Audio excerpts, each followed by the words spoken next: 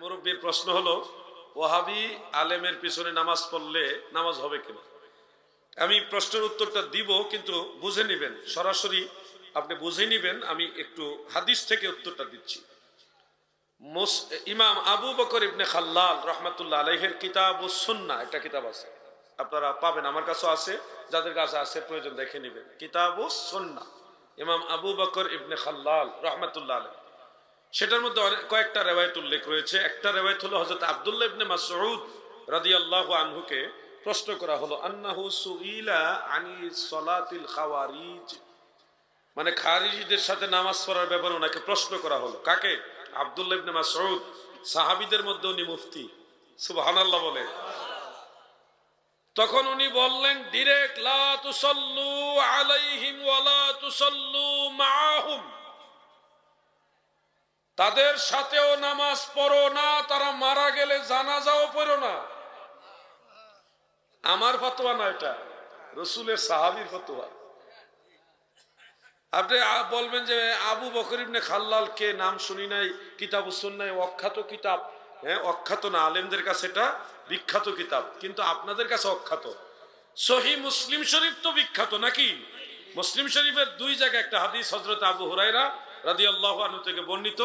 রাসূল পাক সাল্লাল্লাহু আলাইহি সাল্লাম বলেন, শেষ জামানায় আমার উম্মতের মাঝে এমন কিছু লোক আসবে, ইয়াকুনু ফি আখিরিজ জামানে দাজ্জালুনা ওয়া কাজ্জাবুন, দাজ্জালুনা ওয়া কাজ্জাবুন, এমন কিছু দাজ্জাল এবং কাজ্জাব বের হবে। ইয়াতুনাকুম মিনাল আহাদিস, তারা এমন এমন হাদিস, এমন এমন কথা তোমাদের কাছে নিয়ে আসবে, বিমা লাম তাসমাউ আনতুম ওয়ালা আবাউকুম, যেগুলি তোমরাও শুনুনি, তোমাদের বাপ দাদাও শুনে নাই। এরপরে নবীজি বলতেছেন, ফা ইয়াকুম ওয়া ইয়াহুম, তাদের কাছ থেকে তোমরা দূরে থাকো, আর তাদেরকেও তোমাদের কাছ থেকে দূরে রাখো। রাসূলের আদেশ, সহিহ মুসলিমের হাদিস। যেহেতু নবীজি বলেছেন তাদের কাছ থেকে তোমরা দূরে থাকো, তাদেরকে দূরে রাখো, তার মানে তাদের পিছনে বেশি বেশি নামাজ পড়া।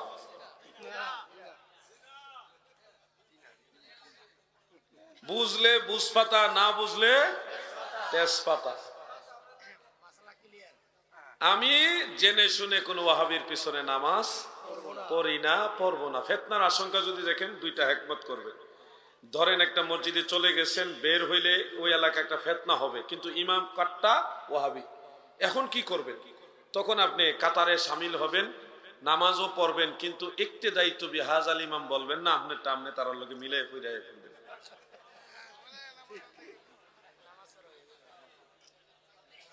কথাটা বুঝতেছেন না আপনারা? অথবা ধরেন এমন ইমাম, এটা সুন্নি না ওয়াহাবি কিছুই বোঝা যাচ্ছে না, কিন্তু নামাজে ঢুকে গেছেন জামাতের সম্মানের জন্য, জামাত আপনি পড়বেন, ইক্তেদায়িত বিহাজাল ইমাম বলবেন, কারণ আপনি নিশ্চিত না সে সুন্নি না ওয়াহাবি, কিন্তু জামাত আপনি পড়ার জন্য মসজিদে ঢুকে গেছেন। জামাতের জন্য মসজিদে ঢুকে গেলে আর বের হওয়া যাবে না, বের হওয়াটা নেফাকি। জামাত পরে নেবেন, ইক্তেদায়িত বিহাজাল ইমামও বলবেন, 3 দিন পর্যন্ত অপেক্ষা করবেন, এই ইমাম সুন্নি না ওয়াহাবিটা জানার জন্য যাচাই করবেন। 3 দিনের মধ্যে যদি জানতে পারেন যে এই ইমাম ওয়াহাবি, তাহলে ওই নামাজ দোহরাইতে হবে। এটা আলা হযরতে মাসালা, ফতোয়া রিজভিয়ার মধ্যে আছে। নামাজ এত কষ্ট করে, আমি এই জন্য রাস্তা দিয়ে যাওয়ার সময় অপরিচিত কোন মসজিদের মধ্যে নামাজের জন্য দাঁড়াইলে জামাতের টাইমে দাঁড়াই না, পরে দাঁড়াই আমার লোক লইয়া আলাদা জামাত পড়ি। ওয়াহাবির পিছনে তারপরে নামাজ পড়ি না। মদিনা শরীফ গিয়া একজনের পিছনে শুধু ইক্তেদা করছি, বাকি নামাজগুলি আমি যেভাবে পড়াইছি জামাতেই পড়ছি। কিন্তু ঈমান আকীদার ব্যাপারটা আমরা খুব কঠিন ভাবে দেখি। আমরা কষ্ট করে নামাজ পড়ি, আমরা নামাজের দাম আছে, আমরা নামাজের দাম আছে। যার নামাজের দাম নাই, হে যেখানে মন চায় নামাজ পড়ে। ইঞ্জিন যদি নষ্ট হয়, ওই বগি যত ভালো বগি লাগানে ঢাকা যাবে না। ইমাম যদি আকীদায় আহলে সুন্নাত না হয়, আপনি কি কাদিয়ানীদের পিছনে নামাজ পড়বেন? আপনি যদি বুঝতে পারেন এটা মাওলা আলী রাদিয়াল্লাহু আনহুকে মানে নাই, খারিজি ওই গ্রুপ জানেন, তাহলে এই খারিজির পিছনে নামাজ পড়বেন? আপনি যদি জানেন এই দলটা হলো মুজাসসিমা অথবা মুতাজিলা, মানে ওয়াহাবি, এক কথা জানেন, আমার পক্ষ থেকে অনুরোধ, প্রয়োজনে একলা একলা নামাজ পড়ো, হুদাহের পিছনে ফন্ডশ্রম করে কোনো লাভ। Something is better than Shamsuddin হইল শামসুদ্দিনের বেটার করে। আমার কথা হলো পুরা নামাজটা নষ্ট হওয়ার চাইতে আমার একা একা পড়াটাই ভালো।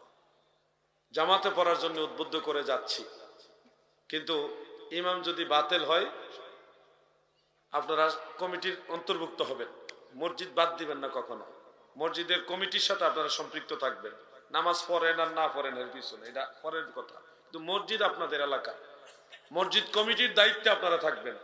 যেদিন মেজরিটি সুন্নি হয়ে যাবেন সেদিন এরকম, ভাই আসসালামু আলাইকুম জানগাম নে, আমাদের সুন্নি ইমাম আছে, তখন আপনি ইমাম সুন্নি ঢুকাইতে পারবেন। আর যদি হুদাই সেট দেখান, তোর নামাজ পড়তাম না, ধর গেছেন গা জিদ্দা হায়া, কিচ্ছু হইতো না, হে তার মাঠ খোলা পাইব, পুরা দেশ লয়ে যাবো তার পক্ষে। আমরা সুন্নিরার যে বিষ, হুদাই বিষ উঠটা জায়গায়, তোর পিছনে নামাজ পড়তাম না। আমার আয়সা অনেক সময় বলে, জাদি সাহেব ওই হ্যাঁ এই কথা কইছে দিকা তার পিছনে 12 বছর ধরে নামাজ পড়ি না। চিন্তা করছেন 12 বছর যদি সে মসজিদ কমিটির সাথে থাকতো, আরো 2-4 জন লোক নিয়ে কমিটিতে ঢুকাইতো, তাহলে একটা কিছু করা সম্ভব হইতো না। উনি গেছে গা, উনি দাম দেখাইতেছে, দাম দেখাই হইব না, একমত করে চলবে। আল্লাহ আমাদের বুঝার তৌফিক দেন, আমিন। আমার জি ধন্যবাদ, অনেক সুন্দর একটা প্রশ্ন উত্তর করেছেন এবং শিক্ষণীয় প্রশ্ন। নফস এবং রুহের মধ্যে পার্থক্য কি? কুল্লু নাফসিন যায়িকাতুল মাউত, নফসের মৃত্যু হয়, রুহের কি হয়, রুহের কি হাল, রুহের মাগফিরাত কেন কামনা করা হয়, এবং রুহের মাগফিরাত করা হচ্ছে নফসের কি ব্যাখ্যা, এই দুইটা বিষয় খুবই আমার কাছে খুব চমৎকার লেগেছে। তফসিরে মাজহারির মধ্যে বিষয়ে আল্লামা কাজী সানাউল্লাহ ফানিফাতি রহমাতুল্লাহ আলাইহি রুহের ব্যাপারে সুন্দর আলোচনা করেছেন। রুহ শব্দটা সম্পর্কে কুরআনুল কারীমের মধ্যে বলা হয়েছে এটা আমরে রাব্বি, আল্লাহ তাআলার একটা আদেশ। তো আমরে রাব্বি হিসেবে আমরা হাদিস থেকে এটার ব্যাখ্যা পাই। নবী করিম সাল্লাল্লাহু আলাইহি ওয়াসাল্লাম বলেন, প্রত্যেকটা মানুষের রুহু হলো তার দেহের সদৃশ। আমি যেরকম আমার রুহুটাও ঠিক ওরকম। আমি যেমন দেহধারী মুজাসসিম, আমার রুহুটাও দেহধারী। যেমন এটা বুঝবো কিভাবে? আয়নার সামনে যদি আমি দাঁড়াই, আয়না, তখন আমাকে হুবহু দেখা যাবে, এবং ওই আয়নার সামনে আমাকে যেটা দেখা যায় পুরোটাই আমি। বা আপনারা যারা এখন আমাকে দেখতেছেন, এটা আলাউদ্দিন জেহাদি, আলাউদ্দিন ভাই, জেহাদি ভাই, যে যেমনি বলেন। কিন্তু আমি যেদিন মারা যাব, আমার ভিতর থেকে রুহুটা চলে যাবে। রুহুটা চলে গেলে তখন আমার এই শরীরটা মাটিতে শুয়ে রাখা হবে, ডেড বডিটা। তখন কিন্তু কেউ বলবেন এটা আলাউদ্দিন জেহাদি, বলবে এটা আলাউদ্দিন জেহাদির লাশ, এটা ওনার লাশ। তাহলে এখন আপনারা বলছেন এটাই আমি, কিন্তু তখন এটা আমি না, আমার লাশ। তো বোঝা যাচ্ছে এটা আমি না, এটার মধ্যে আমি আছে, এটার মধ্যে আমি আছে। তাহলে যেটা আছে এটার ভিতরে, ওটাই হলাম অরিজিনাল আমি। আর এটা যেটা দেখছেন এটা হলো খাঁচা।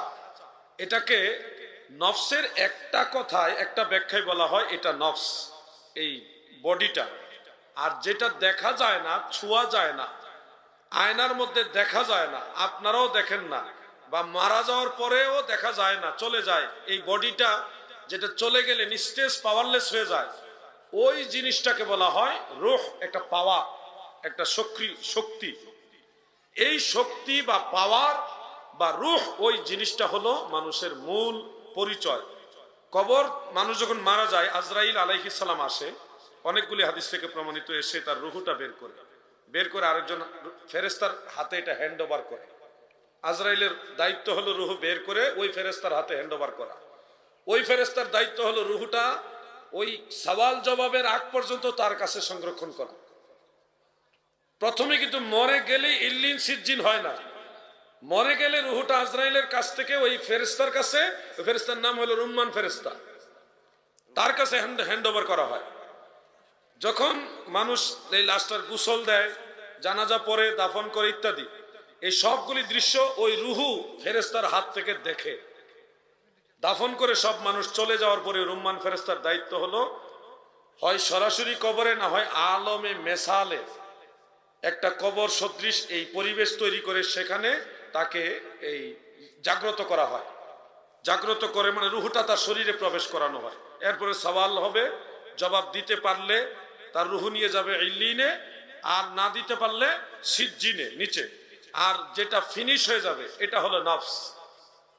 কুল্লু নাফসিন যায়িকাতুল মাউত, মৃত্যুর সময় যে এই কষ্টটা হয়, মৃত্যুর কষ্ট, এটা হয় শরীরের, এই শরীরের, এবং এই শরীরটা আপনার আমার পচে যাবে, নষ্ট হয়ে যাবে, ফিনিশ হয়ে যাবে। কিন্তু হাসর ময়দানে আল্লাহ এই শরীরটাকে আবার আগের মতো করে তুলবে এবং রুহুটাও দিবে, পূর্ণাঙ্গ রূপে আপনাকে জাগ্রত করবে। তো রুহ এবং নফসের মধ্যে প্রধানত মৌলিক এটাই পার্থক্য যে নফস হলো বাহ্যিক অবয়ব, আর রুহ হলো অদৃশ্য, যেটা একটা পাওয়ার, যেটা শরীরের সদৃশ, বাহ্যিক শরীরের সদৃশ। তাসাউপন্থীরা বলে রুহ মানুষের শরীরের কপালে থাকে, এইখানে হলো মানুষের রুহ থাকে। আর কিছু কিছু ভাইরা মনে করে যে নাভির নিচে থাকে, এটা অগ্রহণযোগ্য কথা। হযরত মুজাদ্দিদ আল ফিসানি আল ফারুকি রহমাতুল্লাহ আলাই তিনি এই মাকতুবাত ইমামে রব্বানিতে লিখেছে রুহ থাকে কপালে। অতএব আপনাদেরকে এটুকুই বলবো, নফসের মৃত্যু হয়, কিন্তু নফসের মৃত্যু একবার হবে আখেরাতে, মানে কবরে, হাসরে, মিজানে, পুলসেরাতে বা জাহান্নামে যতই তার উপরে আযাব দেওয়া হবে, তখন আর এই নফসেরও মৃত্যু হবে না। মৃত্যু শুধু একবারই হবে, সেটা পৃথিবীতে মারা যাওয়ার পরে আর কোনো মৃত্যু নাই।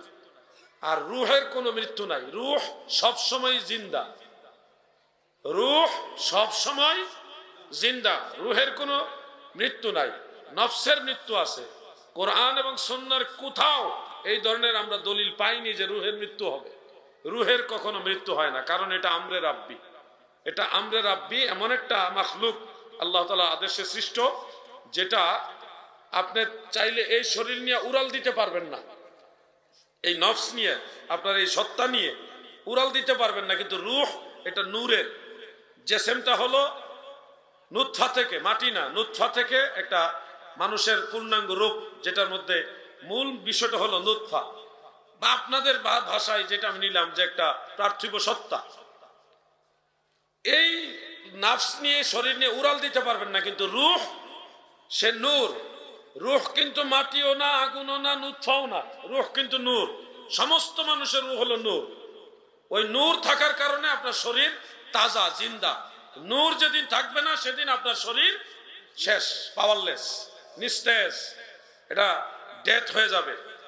তো এই জন্যে রুহ হলো নূর, ওই রুহ দিয়ে আপনি চাইলে উড়াল দিতে পারবেন।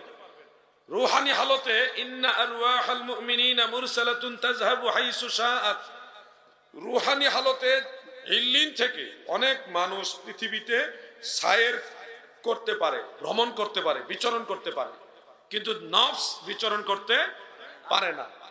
তাসাউফপন্থীদের দৃষ্টিতে রূহ এমন একটা অবস্থান হয় যে কাদরিয়া তরিকার দৃষ্টিতে বলা হয় তেফলুল মানি, আর নকশবন্দিয়া মুজাদ্দিদিয়া তরিকার দৃষ্টিতে বলা হয় ওজুদ মাওহুব লাহু। মানে এমন একটা রুহানি, এমন একটা শক্তি, এই রুহুটা চাইলে একাধিক শরীরের অধিকারী হতে পারে এবং একাধিক জায়গায় যেতে পারে। এটা সবার জন্য না, যারা ওরকম সাধন করেছে। আর এই রুহুটা এমনিতে নরমালি আপনি মারা গেলেও বিচরণ করতে পারবে, যদি আপনি ইমানদার হন তাহলে সায়ের করতে পারবেন, কারণ এটার ওজন নাই, কিন্তু শরীরের ওজন আছে। এই হলো নফস এবং রুহের মৌলিক কিছু বিষয়, যেগুলি থেকে আমরা পার্থক্য বুঝি। রুহ আর নফস এক জিনিস না। আল্লাহ আমাদের বোঝার তৌফিক দেন, আমিন। আচ্ছা, ধন্যবাদ।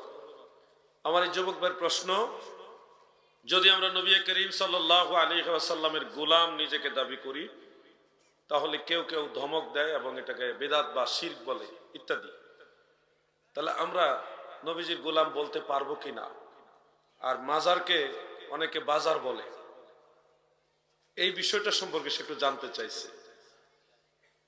নবী করিম সাল্লাল্লাহু আলাইহি সাল্লামের গোলাম বলাটা এটা সুন্নতে সাহাবা, সুন্নতে সাহাবা।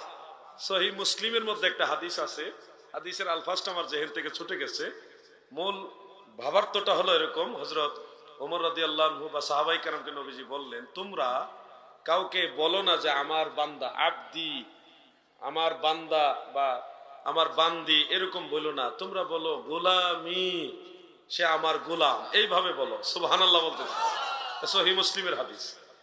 অর্থাৎ কোনো মানুষ যদি আপনার কৃতদাস থাকে, তাহলে তাকে আমার বান্দা বইল না, তাকে আমার গোলাম বইল। এটা রাসূল সাল্লাল্লাহু আলাইহি সাল্লাম নিজে বলতেছেন। তাহলে আপনারা বলুন তো, যেখানে আপনার কৃতদাসকে আপনি গোলাম বলতে পারবেন, আল্লাহ রসুল বলতেছে, সেখানে শিরক না হলে আল্লাহর রসুলের গোলাম হলে এখানে শিরক হবে কেন? হয় এগুলি হলো রাসূল পাক সাল্লাল্লাহু আলাইহি সাল্লামের শান ও আজমতের উপরে তাদের হিংসা। গোলাম আর আব্দ দুইটা শব্দ এক না। আবার দেখেন, মাওলা একটা শব্দ আছে, মাওলা। মাওলা বলতে আমরা আল্লাহকে বুঝি, আল্লাহ তাআলা মাওলা। আবার মাওলা দয়াল নবীজি, আল্লাহুম্মা সাল্লি আলা সাইয়্যিদিনা ওয়া মাওলানা। আবার মাওলা বলতে শেরে খোদা হযরত আলী রাদিয়াল্লাহু আনহুর ব্যাপারে আছে, মান কুনতু মাওলাহু ফাআলিয়ুন মাওলা। আবার হযরত যায়েদ রাদিয়াল্লাহু আনহুকে লক্ষ্য করে নবীজি বলেছেন, সহিহ বুখারীতে আছে, যায়েদুন মাওলানা, যায়েদ আমাদের মাওলা। আবার পৃথিবীর সব বক্তাদের নামের আগে লেখা হয় হযরত, একটা শব্দ, কিন্তু ওই শব্দটা সব জায়গায় এক অর্থ দিবে না। আবার যত সাহাবী তাবেঈ কৃতদাস ছিলেন, নবীজির একাধিক সাহাবী কৃতদাস ছিলেন। যেমন সাফিনা, তিনি মাওলায়ে রাসূলিল্লাহ, আল্লাহ রসুলের মাওলা, মানে রসুলের মাওলা বলতে রাসূলের কৃতদাস। মাওলা শব্দের একটা অর্থ হলো কৃতদাস, মানে গুলাম। গুলাম আমাদের এই ভাইদের এটা বোঝা উচিত যে সব জায়গায় শিরকের ফতোয়া দেওয়া ঠিক না। তাহলে দেখা যাবে কি, পৃথিবীর সব ইমামরা ইসলাম থেকে খারিজ হবে, শুধু উনি একলাই মুসলমান থাকবে। আল্লাহ ওই ভাইদের বোঝার মতো তৌফিক দান করেন, বলে না আমি। মাজার শব্দটা ইসমে জরফ, জরফে মাকান, জারা ইয়াজুরু, এটার ইসমে জরফ এবং জরফে মাকান হলো মাজার, মানে মাউদিউজ জিয়ারা, জিয়ারতের স্থান। জিয়ারতের স্থান, জিয়ারত আল্লাহ রসুলের সুন্নত, এটার উপরে ইজমা হয়ে গেছে, উম্মতের ইজমা হয়ে গেছে, ঐকমত্য হয়ে গেছে যে জিয়ারত করা সুন্নাহ। তো সেই জিয়ারত নবীজি নিজে করেছেন, সাহাবাই কেরাম করেছেন, এটা নিয়ে কারো কোনো ইখতিলাফ নাই, মতানৈক্য নাই, সবাই একমত। সেই জিয়ারত, যেই স্থানটাকে অধিক পরিমাণ, যেই কবরকে অধিক পরিমাণ মুসলমানেরা জিয়ারত করে, ওটাকে বলা হয় মাজার। তাহলে একটা সুন্নাহসম্মত নামকে, সুন্নাহসম্মত একটা জায়গাকে বা কোরআন সুন্নাহ দ্বারা প্রমাণিত একটা বিষয়কে তিরস্কার করে বাজার বলা, যদি সুন্নতকে ইনকারের উদ্দেশ্যে বলে থাকে, তাহলে ওনার ঈমান চলে যাবে। ঠাট্টা করে নবীজির সুন্নতকে, এই যে দাড়ি সুন্নত, আপনি দাড়ি তো রাখছেন না, আপনি যদি বলেন তোর দাড়িটা ছাগলের মতো, তখন কিন্তু আপনার ঈমান চলে যাবে, কারণ আপনি ইনকার করছেন। ইনকার করলেন, যে কোনো সুন্নাহকে ইনকার করা কুফরি। রাসূলের প্রমাণিত প্রত্যেকটা সুন্নতকে ইনকার করা কি কুফরি। এজন্য মাজার আপনি মানেন আর না মানেন, জান আর না জান, আপনার ব্যক্তিগত ব্যাপার, কিন্তু মাজার মানে জিয়ারতের স্থান। আর জিয়ারত স্বয়ং আল্লাহ রসুল সাল্লাল্লাহু আলাইহি সাল্লাম নিজে করেছেন। সেটাকে আপনি যদি এখন বাজার বলেন, তখন মাজার এই জিনিসটাকে ইনকার করার কারণে আপনার ঈমান নামক মহামূল্যবান জিনিসটা চলে যেতেও পারে, সব সর্বনাশ হয়ে যাবে। পাগলামি সব জায়গাত করো না ভাই। যারা ভণ্ড তারা তো ভণ্ডই, ভণ্ডদের ব্যাপারে আমাদের কোনো মানে পার্সিয়ালিটি নেই, তাদের ব্যাপারে আমাদের কোনো সাপোর্ট নাই। কিন্তু তোমার কথার মতো তার ভণ্ডের মাজার বলনি, মুতলাকান শর্তহীন মাজার বলেছেন, মানে সব মাজার আপনার কথার মধ্যে চলে আসছে। মাজার তো নবী রাসূলদেরও আছে, নবী রাসূলদের মাজার, সাহাবাই কেরামের মাজার, আল্লাহ রসুলের মাজার মুবারক, রওজা মুবারক, সবগুলিকে আপনি বাজার বানিয়ে দিবেন। মুমিন দুই প্রকার, একটা হলো মুমিনে নাকিস আর একটা মুমিনে কামেল। দুই ধরনের মুমিন। আমরা সবাই মুমিন, নিঃসন্দেহে আমরা মুমিন, কিন্তু আমরা মুমিনে কামিল এখনো হতে পারিনি। যারা মুমিনে কামিল হয়েছে তারা নফসে মুতমাইন্নার স্তরে পৌঁছে গেছে। নফস তিন প্রকার, কোরআন শরীফের আলোকে নফস কয় প্রকার? তিন প্রকার। নফসের ওয়াজ এখন নাই, এখন বহু তাফসির পাবেন, নফসের কোনো তাফসির হয় না। কোরআনুল কারীমে একটা নফসের কথা উল্লেখ রয়েছে, এটার নাম হলো নফসে আম্মারা। নফসে আম্মারা মানে হলো সব সময় খারাপ কাজ করেই তার আনন্দ লাগে, ভালো কাজের ধার ধারে না। সব সময় ধরেন খেলাধুলা নিয়ে পড়ে থাকে, নামাজ রোজা তো নাই, বরং লটারি নিয়া, বিভিন্ন জায়গায় ক্যারাম বোর্ড নিয়া, সব সময় ফাসিকি কাজ নিয়া, বেবিচার অবিচার নিয়ে সমস্ত পাপাচার তার মধ্যে পাবেন, কোন সময় কোনো ভালো কাজ তার মধ্যে পাবেন না। এটাকে বলা হয় নফসে আম্মারা। নফসে আম্মারা। আরেকটা নফসের কথা আল্লাহ তাআলা বলেছেন, এটার নাম হলো নফসে লাওয়ামা। নফসে লাওয়ামার খাসিয়তটা হলো সে খারাপ কাজ করে কিন্তু অনুতপ্ত হয়, আহার এটা করা ঠিক হইছে না, অনুতপ্ত হয়, কিন্তু সে ভালো কাজের দিকে আসে না। খারাপ কাজ করে কিন্তু তার মনের মধ্যে কথাটা জাগ্রত হয়ে করাটা ঠিক হয় না, এই কাজটা করা ঠিক হয় না। এরকম আছে না আমাদের ভাই? অনেক লোক আছে, একজনের মনে করেন একজনের ক্ষতি করে ফেলছে, করে আবার নিজে চিন্তা করতে সেটা করার ঠিক হয়েছে না, কিন্তু তার অবস্থান থেকে সে আবার ফিরে আসে নাই, ও চলতি আছে, কাজ করতে আছে, আবার ভাবতেছে এটা করা ঠিক হয় না। এই যে অনুতপ্ত হয়, এই ধরনের নফসকে বলা হয় নফসে লাওয়ামা। আর আরেকটা নফস হলো নফসে মুতমাইন্না। এটা আপনারা প্রায় নামাজে ইমাম সাহেবের জবান থেকে শুনেন, ইয়া আইয়াতুহান নাফসুল মুতমাইন্না ইরজিই ইলা রাব্বিকি রাদিয়াতাম মারদিয়া। আমার আল্লাহ বলেন, শান্তিপ্রাপ্ত আত্মা কোথায় তোমরা গো, তোমরা সন্তুষ্টি চিত্তে আমি আল্লাহর দিকে প্রত্যাবর্তন করো। এই নফসে মুতমাইন্নার স্তরে যারা আছে তারা সব সময় ভালো কাজে আনন্দ পায়, মন্দ কাজের দিকে তার নজর নাই। ধরেন একটা লোক নামাজ পড়ে বের হয়েছে, একটা ছেলে যুবক মানুষ, এই ধরেন জোহরের নামাজ পড়ে বের হয়েছে, তো বন্ধু মহলের মধ্যে কেউ বলতেছে, দোস্ত চলো একটু ক্রিকেট খেলবো। সে বলতেছে, না ভাই আমি খেলবো না, আমার একটু কাজ আছে, এড়ায় চলে গেল। অথবা ধরেন একজনের সাথে আরো কয়েকজনের সাথে একজন বন্ধু গেল যে নামাজি ফরহেজগার, তো অন্যান্য বন্ধুরা বলতেছে, দোস্ত একটু টান দেও তো দেখি। তো সবাই তারা রিকোয়েস্ট করার পরেও সে এটা করে নাই, সিগারেট পান করে নাই, সে এটা থেকে বিরত থাকলো। মানে খারাপ কাজে তার কোনো ধরনের আনন্দ নাই, অনুভূতি নাই, সবসময় ভালো কাজে আনন্দ লাগে। এটাকে বলা হয় নফসে মুতমাইন্না। তো আপনাদের মধ্যে এবার কে কোন ক্লাসে পড়েন একটু নিজেরাই বিচার করে নিলে আমার আর ধরা লাগবে না, কোনো জজ ব্যারিস্টার লাগবে না। যাদের নফস নফসে মুতমাইন্নার স্তরে পৌঁছে গেছে তাদেরকে বলা হয় মুমিনে কামিল। এরা হলো সেই মুমিন বান্দা যাদের পথে আপনি আমি চলতে হবে। হুকুম দিয়েছে স্বয়ং আল্লাহ, মুমিন বান্দাদের পথে চলো, ওই পথ হলো জান্নাতের পথ, ওই পথ হলো আল্লাহ এবং আল্লাহ রসুলের মনোনীত পথ। সুবহানাল্লাহ। এবার একটা কথা শুনেন যুবক ভাইরা, মতলবে চাঁদপুরে অনেক লামাযহাবী ঢুকছে। লামাযহাবী এরা কোনো মাযহাব মানে না, কোন ইমাম মানে না, কোন তরিকা মানে না, কোন উলিয়া উলিয়া মানে না, কোন পীর বুজুর্গ মানে না। একটা বিষয় খেয়াল করেন, ইমাম আবু হানিফা, ইমাম মালিক, ইমাম শাফিঈ, ইমাম আহমদ, ইমাম মুহাম্মদ ইবনে হাসান, ইমাম আবু ইউসুফ, ইমাম জুফার, আরো যত আইম্মা ইকরাম, ইমাম বুখারী, ইমাম মুসলিম, ইমাম আবু দাউদ, ইমাম তিরমিজি, ইমাম ইবনে মাজাহ, ইমাম নাসাই, আরো যত আইম্মা ইকরাম আছেন, হুজুর গাউসে পাক আব্দুল কাদের জিলানী, খাজা গরিব নওয়াজ মুঈনুদ্দিন চিশতি, খাজা বাহাউদ্দিন নকশবন্দ আল বুখারী, হযরত শাইখ আহমদ সেরহিন্দি, মুজাদ্দিদ আল ফেসানি আল ফারুকি রাহিমাহুমুল্লাহ তাআলা, এই যে মানুষগুলির নাম বললাম, ওনারা যদি মুমিনে কামিল না হয়, সেই মুমিন বান্দা না হয়, তাহলে আর কারা আছে মুমিন বান্দা? আমার কথাটা বুঝছেন আপনারা? আল্লাহ তাআলার হুকুম হলো মুমিন বান্দাদের পথে চলো। কাদের পথে? মুমিন বান্দাদের পথে চলো, এটা আল্লাহর আদেশ।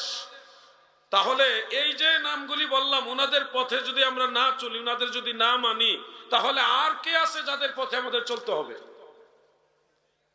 যাদের নাম বললাম সবাই মাযহাব মানত, সমর্থন করত, সবাই মাযহাব মানত, সমর্থন করত, মাযহাব বিরোধী কেউ না এখানে, সবাই মাযহাবের পক্ষের লোক। ইমাম আবু হানিফা হানাফি মাযহাবের তো ফাউন্ডার উনি। 4 মাযহাবের 4 ইমাম ছাড়াও ওনাদের ফতোয়া বোর্ড সমূহের মধ্যে শত শত মুস্তাহিদ, শত শত মুস্তাহিদ, হাফেজুল হাদিস, এর পরবর্তী যুগে এসে ইমাম বুখারী, মুসলিম, আবু দাউদ, ইবনে মাজাহ, তিরমিজি, নাসাই, সিয়াসিত্তার সহিহ ইমাম, পরে অন্যান্য আইম্মায়ে কেরাম, উনারা সবাই মাযহাবের পক্ষের লোক। ইমাম বুখারী নিজেই মুস্তাহিদ ছিলেন, নিজেই কি ছিলেন? মুস্তাহিদ ছিলেন। যার কারণে উনি সরাসরি কোনো মাযহাবের তাকলিদ করতেন না। উনি নিজে নিজে মাসালা ইস্তেমবাদ করার মতো যোগ্যতা ছিল, কিন্তু উনি মাযহাব বিরোধী ছিলেন না, মাযহাবের পক্ষে ছিলেন, সমর্থনকারী ছিলেন। মাযহাব সঠিক এটা উনি রায় দিতেন। অনেকে মনে করি ইমাম বুখারী মাযহাব মানে নাই, অতএব আমরাও মাযহাব মানব না। বুকা কোথাকার একজন ডাক্তার, সে এমবিবিএস পাস করেছে, পিএইচডি করেছে, সে মেডিসিন বিশেষজ্ঞ। সে চাইলে অন্য একজন ডাক্তারের পরামর্শ নিতেও পারে, নাও নিতে পারে, কারণ সে নিজেই তো ওষুধ চিনে। তার তো আরেকজন ডাক্তারের কাছে যাওয়া জরুরি না, সে নিজেই ওটা পারদর্শী, সে নিজেই মেডিসিন চিনে, জানে, এই ব্যাপারে সে বিশেষজ্ঞ। ইমাম বুখারী নিজেই হলো ওইরকম যোগ্য ব্যক্তি, যিনি নিজেই কোরআন হাদিস থেকে মাসআলা বের করার মতো যোগ্যতা রাখেন। এই জন্য অন্য কারো তাকলিদ করা ওনার জন্য জরুরি ছিল না। উনি নিজে নিজেই সবসময় মাসালা ইস্তেমবাদ করতেন কোরআন হাদিস থেকে, নিজে নিজেই মাসালা বের করে আমল করতেন। কিন্তু উনি অন্য মাযহাবের বিরোধী ছিলেন না, না হানাফি মাযহাবের বিরোধী, না শাফি মাযহাবের বিরোধী, না হাম্বলি মালিকি মাযহাবের বিরোধী, কোন মাযহাব বিরোধী উনি ছিলেন না। আমাকে যদি বলেন জিহাদি ভাই, আপনি কিভাবে বুঝলেন ইমাম বুখারী মাযহাব বিরোধী ছিল না? আমি বলবো ভাই, বুখারী শরীফে যে হাদিসগুলি রয়েছে, ওই হাদিসগুলি যারা যারা বর্ণনা করেছেন, যেমন ইমাম বুখারী ওনার উস্তাদের কাছ থেকে শুনছেন, ইমাম হুমায়দি থেকে, উনি ওনার উস্তাদের কাছ থেকে শুনছেন, উনিও একজন তাবি থেকে শুনেছে, উনি সাহাবী থেকে শুনেছে, উনি আল্লাহ রসুল থেকে শুনেছে। মাঝখানে রসুল পাক সাল্লাল্লাহু আলাইহি ওয়াসাল্লামের সাহাবী এবং ইমাম বুখারীর মাঝখানে 2, 3, 4 জন রাবি আছে। তো এই যে রাবির বর্ণনাকারী, ওনাদের মধ্যে বেশিরভাগ বর্ণনাকারী হলো মাযহাবের তাকলিদ করেনেওয়ালা লোক, মানে মাযহাব মানে, কেউ হানাফি, কেউ শাফি, কেউ হাম্বলি, কেউ মালিকি, কেউ কোনো না কোনো মাযহাবের, সবাই অনুসরণ করত। তো মাযহাব যারা মানত, তাদের বর্ণিত রিওয়ায়াতগুলি ইমাম বুখারী তার কিতাবের মধ্যে উল্লেখ করে এটাই উনি প্রমাণ করে দিলেন যে মাযহাব মানাটা ইসলাম বিরোধী না। এটা যদি ইসলাম বিরোধী হতো, ইমাম বুখারী তাদের থেকে হাদিস বর্ণনা করত। কথা কি বুঝতেছেন আপনারা? তাহলে আল্লাহ তাআলার নির্দেশ, মুমিন বান্দাদের পথে চলো, মুমিন বান্দাদের পথে চলো, এই কথার দ্বারা প্রমাণ হয় 4 মাযহাবও মানতে হবে, 4 তরিকা অন্যান্য তরিকতগুলি মানতে হবে। সমস্ত আউলিয়া উলিয়া, পীর, বুজুর্গ, আইম্মায়ে কেরাম, যারা সালফ এবং খালফ, ওনাদেরকে মানতে হবে। এটা যারা মানে তারাই আহলে সুন্নাত ওয়াল জামাত তথা জান্নাতি দল। যারা পূর্বের ইমামদেরকে মানবে না, তারা কখনো জান্নাতি দল হতে পারে না। হিসাব একবারে ক্লিয়ার। লা মাযহাবী যারা আছেন, আমি আলোচনাটা যুগোপযোগী করার চেষ্টা করতেছি। লা মাযহাবী যারা আছেন, আপনারা কত ভাবে মানুষকে ধোঁকা দিবেন। আমাদের যুবক ভাইরা অনেকে না বুঝেও তাদের পিছনে দৌড়ায়, না বুঝে দৌড়ায়। অনেক সময় বলে ইমাম আবু হানিফা 40-50টা হাদিস জানতো। নাউযুবিল্লাহি মিন যালিক। আপনারা একটা জিনিস খেয়াল করেন, ইমাম আবু হানিফা কে? ইমাম বুখারীর উস্তাদের উস্তাদের উস্তাদ। কথাগুলি খেয়াল করবেন। ইমাম বুখারীর উস্তাদের উস্তাদের উস্তাদ হলো ইমাম আবু হানিফা রাহমাতুল্লাহ আলাইহি। আর ইমাম আবু হানিফার ফতোয়া বোর্ডে 40 জন মুস্তাহিদ ছিল, যারা সবাই হাফেজুল হাদিস ছিলেন। হাফেজুল হাদিস মানে সবাই লক্ষাধিক হাদিসের সনদ মুখস্থ জানতেন। সুবহানাল্লাহ বলেন। আপনারা বলেন, যেই লোকটা লক্ষ লক্ষ হাদিস মুখস্থ জানে, এই লোকটা 40-50টা হাদিস জানে, তার কাছে গিয়া বায়াত হয়েছে, এটা কি যুক্তিসঙ্গত কথা? আর 1-2 তো না, ওই জমানার যত ইমাম আছে সবাই ইমাম আবু হানিফাকে ইমাম আজম বলে মেনে নিয়েছে, বড় ইমাম উনি। তো যেই লোকটা 40-50টা হাদিস জানে, তাকে যুগের সব ইমামরা ইমাম আজম মানে, এটা কি যুক্তিসঙ্গত কথা? বুকার দল না বলে আবু হানিফা 40-50টা হাদিস জানতো। প্রিয় ভাই আমার, মনোযোগ দিয়ে কথাগুলি শুনবেন। মানুষের ধর্মের প্রতি যে আবেগের জায়গাগুলি, এগুলি নষ্ট করে দেওয়ার চক্রান্ত চলতেছে। সারা পৃথিবী থেকে মুসলমানরা হজে যায়, কাবা ঘরে গিয়ে কাবা ঘরে একটু চুমা খায়, কাবা ঘরের কাছে গিয়ে একটু কান্নাকাটি করার চেষ্টা করে, ওখানে গিয়ে নামাজ পড়ে দোয়া করার চেষ্টা করে। প্রতিটা ক্ষেত্রে কিছু সংখ্যক লোক এগুলি বাধা দেয়, কারণ ধর্মীয় আবেগটা নষ্ট করে দেওয়াটাই হলো তাদের মূল টার্গেট। মদিনা মুনাওয়ারায় যাইয়া আমার নবীর পাগলেরা দয়াল নবীজির রওজা মুবারকে সালাতু সালাম দেয়, একটু দাঁড়ায়া দোয়া করার জন্য চেষ্টা করে, কিন্তু কিছু বেঈমান আছে, তারা নবীজির রওজা মুবারকের কিনারে দাঁড়াইতে দেয় না, ধাক্কা দিয়ে দিয়ে সরায়া দেয়। ওইটা একটা মুমিন বান্দার আবেগের জায়গা। ইসলামের প্রতি আপনার যে একটা ভক্তি, ধর্মের প্রতি যে আপনার একটা ভক্তি, এই ভক্তিটা নষ্ট করে দেওয়ার জন্য যত চক্রান্ত সারা পৃথিবীতে করা হচ্ছে। যদি সৌদি আরবের পুলিশ দেখে যে আপনি বিবি হালিমার বাড়িতে গেছেন, তাহলে তারা সাধ্যমতো বাধা দেয়। এক শ্রেণীর লোকেরা বাধা দেয়। মা আমেনার মাজার জিয়ারতে গেছেন, তাও বাধা দিবে। যেখানে আল্লাহ রসুল সাল্লাল্লাহু আলাইহি সাল্লাম নিয়মিত যেতেন, যেখানে খাতুনে জান্নাত যেতেন, সেই উহুদ পাহাড়ের পাদদেশে হযরতে আমির হামজা রাদিয়াল্লাহু আনহুর মাজার, আরো কয়েকজন সাহাবীর মাজার, সেখানেও যদি হাজী সাহেবরা দাঁড়ায় একটু দোয়া করতে চায়, কিছু চামচা আছে, সেখানেও তারা বাধা দেওয়ার চেষ্টা করে। ধর্মের যত আবেগের জায়গাগুলি, এগুলি নষ্ট করে দেওয়ার চেষ্টা হচ্ছে। মাযহাব মানা একটা আবেগের ব্যাপার। আমি অমুক ইমামকে ফলো করি, তরিকা মানা, আমি কাদেরিয়া তরিকা মানি, আমি চিশতিয়া তরিকা মানি, আমি নকশবন্দিয়া মুজাদ্দিদিয়া তরিকা মানি, এটা একটা আবেগের জায়গা। আমাদের তরিকতের ইমাম হযরত মুজাদ্দিদ আল ফিসানি, গাউসে পাক আব্দুল কাদের জিলানী, এটা আবেগের জায়গা। এই আবেগের জায়গাগুলি নষ্ট করে দিতে পারলেই মুসলমানকে তার মুসলমানিত্ব থেকে দূরে সরানো সম্ভব। এটা হলো ইহুদিদের একটা চক্রান্ত। মা বাবার পায়ে অহরহ যুবক ছেলেরা কদম বসি করেছে।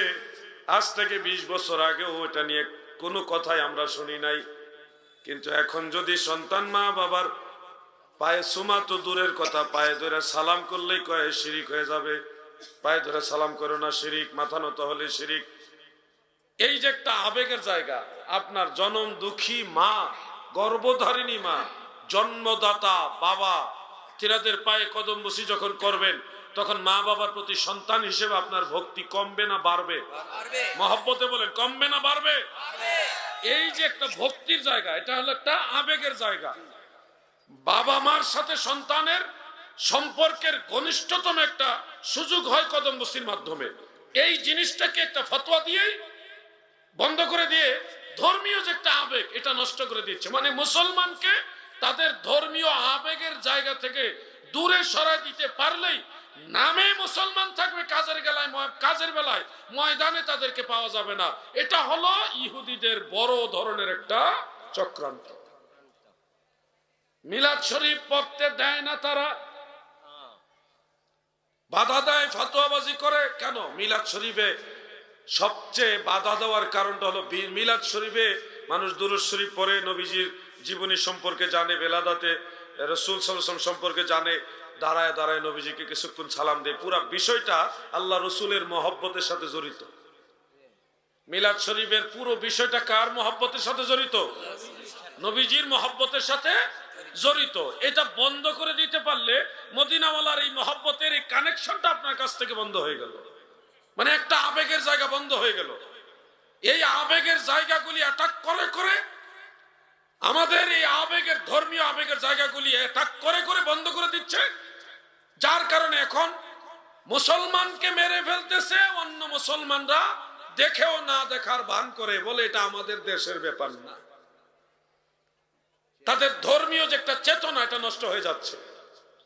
মোনাজাত হোক সেটা নামাজের পরে, হোক সেটা জানাজার পরে, হোক সেটা মাহফিলের পরে, এই মোনাজাতের বিরুদ্ধেও ফতোয়া। এই মোনাজাতের মাধ্যমে বান্দার সাথে আমার আল্লাহর বা আল্লাহর সাথে বান্দার একটা কানেকশন হয়। বান্দা তার আল্লাহর কাছে বলে, আল্লাহ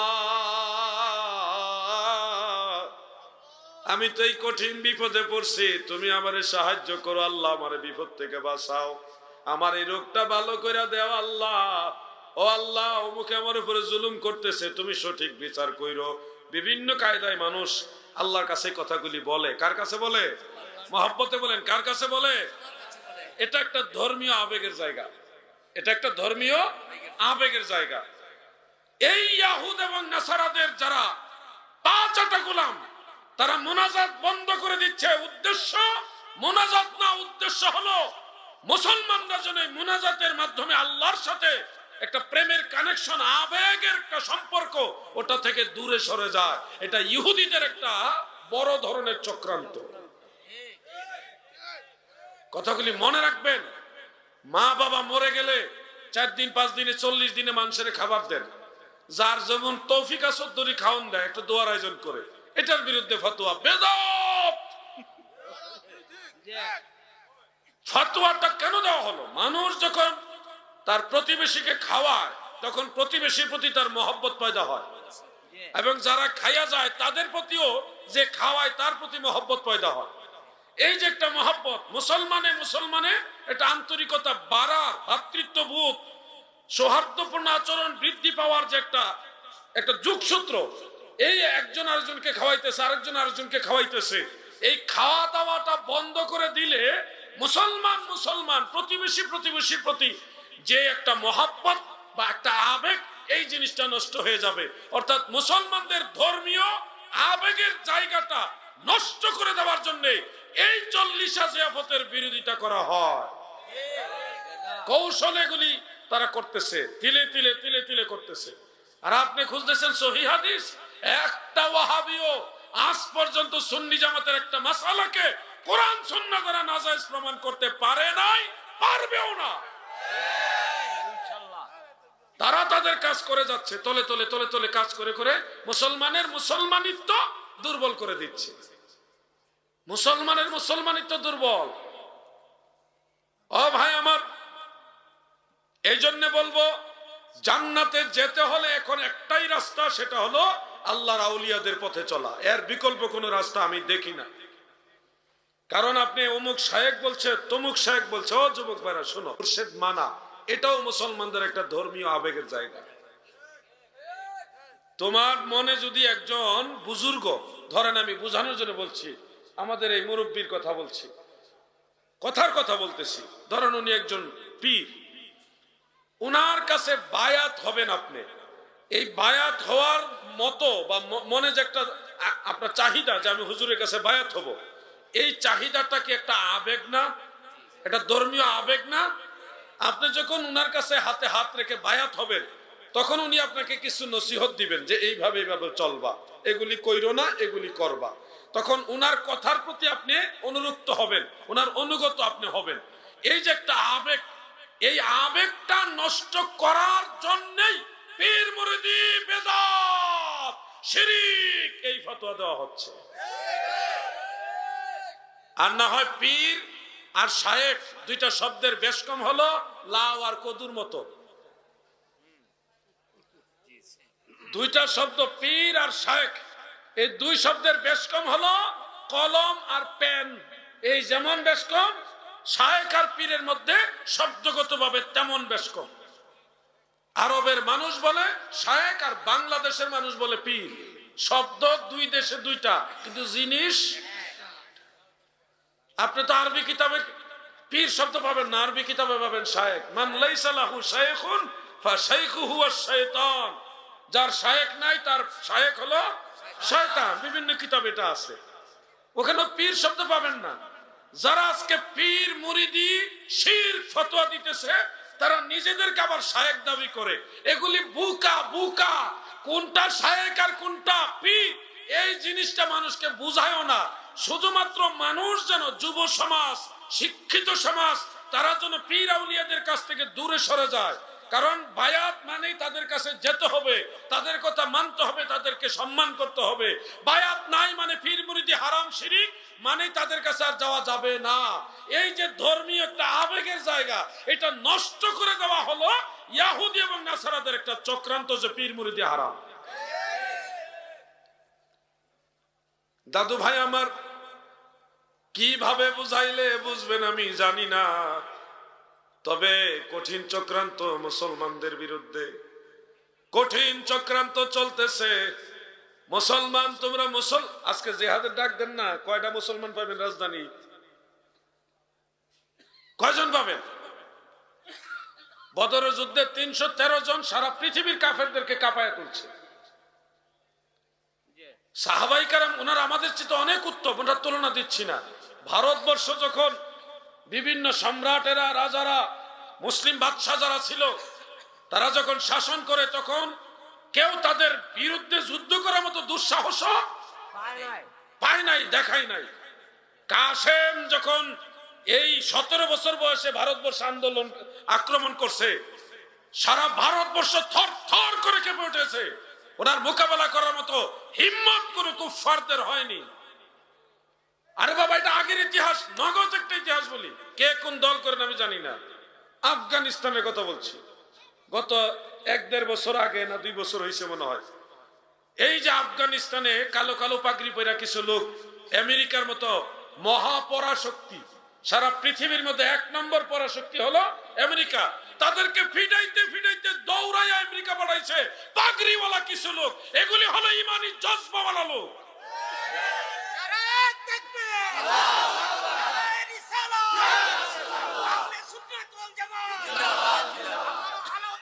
আমার নাম না আহলে সুন্নাত ওয়াল জামাত। বেশি বেশি স্লোগান দিবেন। আমি একদিন থাকবো না, আহলে সুন্নাত ওয়াল জামাত থাকবো।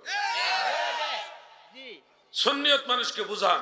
আমি আপনাদের যেটা বুঝাতে চাচ্ছি, বাংলাদেশে আপনি ইসলামের পক্ষে রাস্তায় নামার জন্য ডাক দেন, কয়জন পাবেন? পাবেন না, পাবেন না, অল্প কিছু মানুষ পাবেন। এই যে ডাক দিলে ইসলামের জন্য জান দেওয়ার স্পৃহা, আল্লাহ এবং আল্লাহ রাসূলের জন্য জিহাদ করার যে একটা স্পৃহা, এটা নষ্ট করে দিয়েছে। ওই যে এই দোয়া করা যাবে না, মিলাদ পড়া যাবে না, সালাতু সালাম দেওয়া যাবে না, হ্যাঁ 40 জিয়ারত করণ যাবে না, এই করা যাবে না, পীরের মুরিদ হওয়া যাবে না, এই করে, এই যে আস্তে আস্তে বিভিন্ন দিকে আক্রমণ করে আপনাদের ধর্মীয় আবেগ, যেটা ধর্মের প্রতি যে একটা দুর্বলতা, এই জজবাটাই নষ্ট করে দিছে। প্রিয় ভাই আমার, আমি কোনো রাজনৈতিক বক্তব্য দিচ্ছি না, আমি মুসলমানদের স্বার্থের উপরে পক্ষে নিয়ে, মুসলমানদের স্বার্থের পক্ষে কথা বলতেছি। আমরা যারা সুন্নি, বাংলাদেশে যারা মুসলমান, সব দলেই আছে বাংলাদেশে।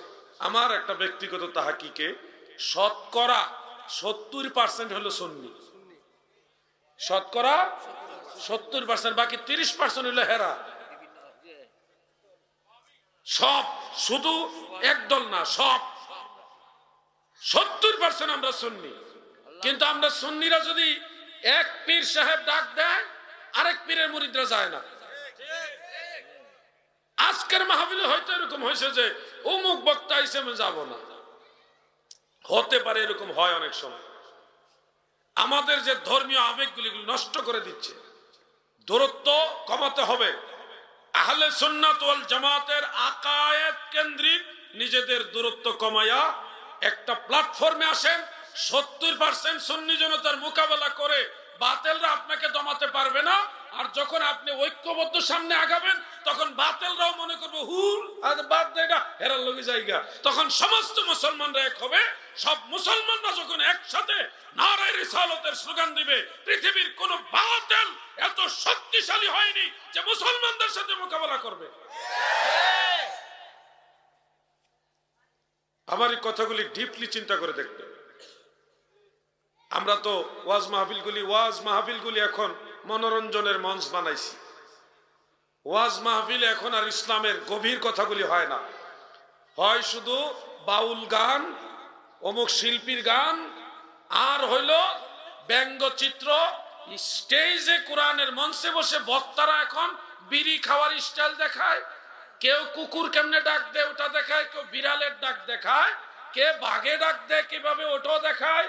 মানে ওয়াজ মাহফিল হয়ে গেছে এখন মনোরঞ্জনের মঞ্চ। উচিত কথাই বন্ধু বেজার, গরম ভাতে বিড়াল বেজার। আমাদের ওয়াজের মঞ্চগুলি হয়ে গেছে হাসি তামাশা ঠাট্টার স্থান, মনে আনন্দ নেওয়ার স্থান। আরে ভাই, সবচেয়ে দুঃখজনক বিষয় হলো যে আমাদের সুন্নিদের মধ্যে হইলো শুধু ইসলামী সঙ্গীত নিয়ে মাহফিল জমাইবার একটা চেতনা, আর বাতেল যারা আছে তাদের মধ্যে শুধু হাসি তামাশা, কোরআন হাদিসের জিনিস নিয়ে তামাশা করে তারা স্টেজে বসে বসে।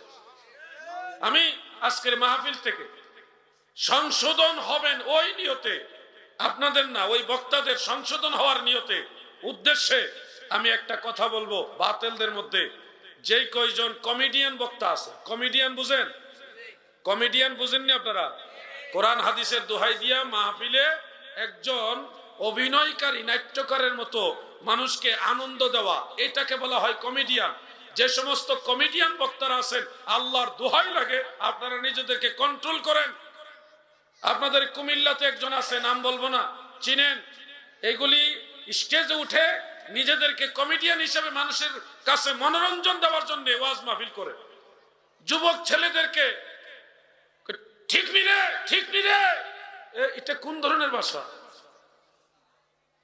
আবার কিছু আছে কাহিনী বলে, কিচ্ছা কাহিনী। কিচ্ছা কাহিনী বলতে যাইও ঠিক মতো বলে না, যেইভাবে কোরআন হাদিসে আছে ওইভাবে না। উনি কিছু বাড়ায় আবার কিছু কমায়। উনি হলো মিস্ত্রি, মানে কাটা, কিছু কাটতেছে কিছু বাড়াইতেছে, যেমনে মন সেমনে। ওয়াহাবিরা ওদিকে কমেডিয়ান।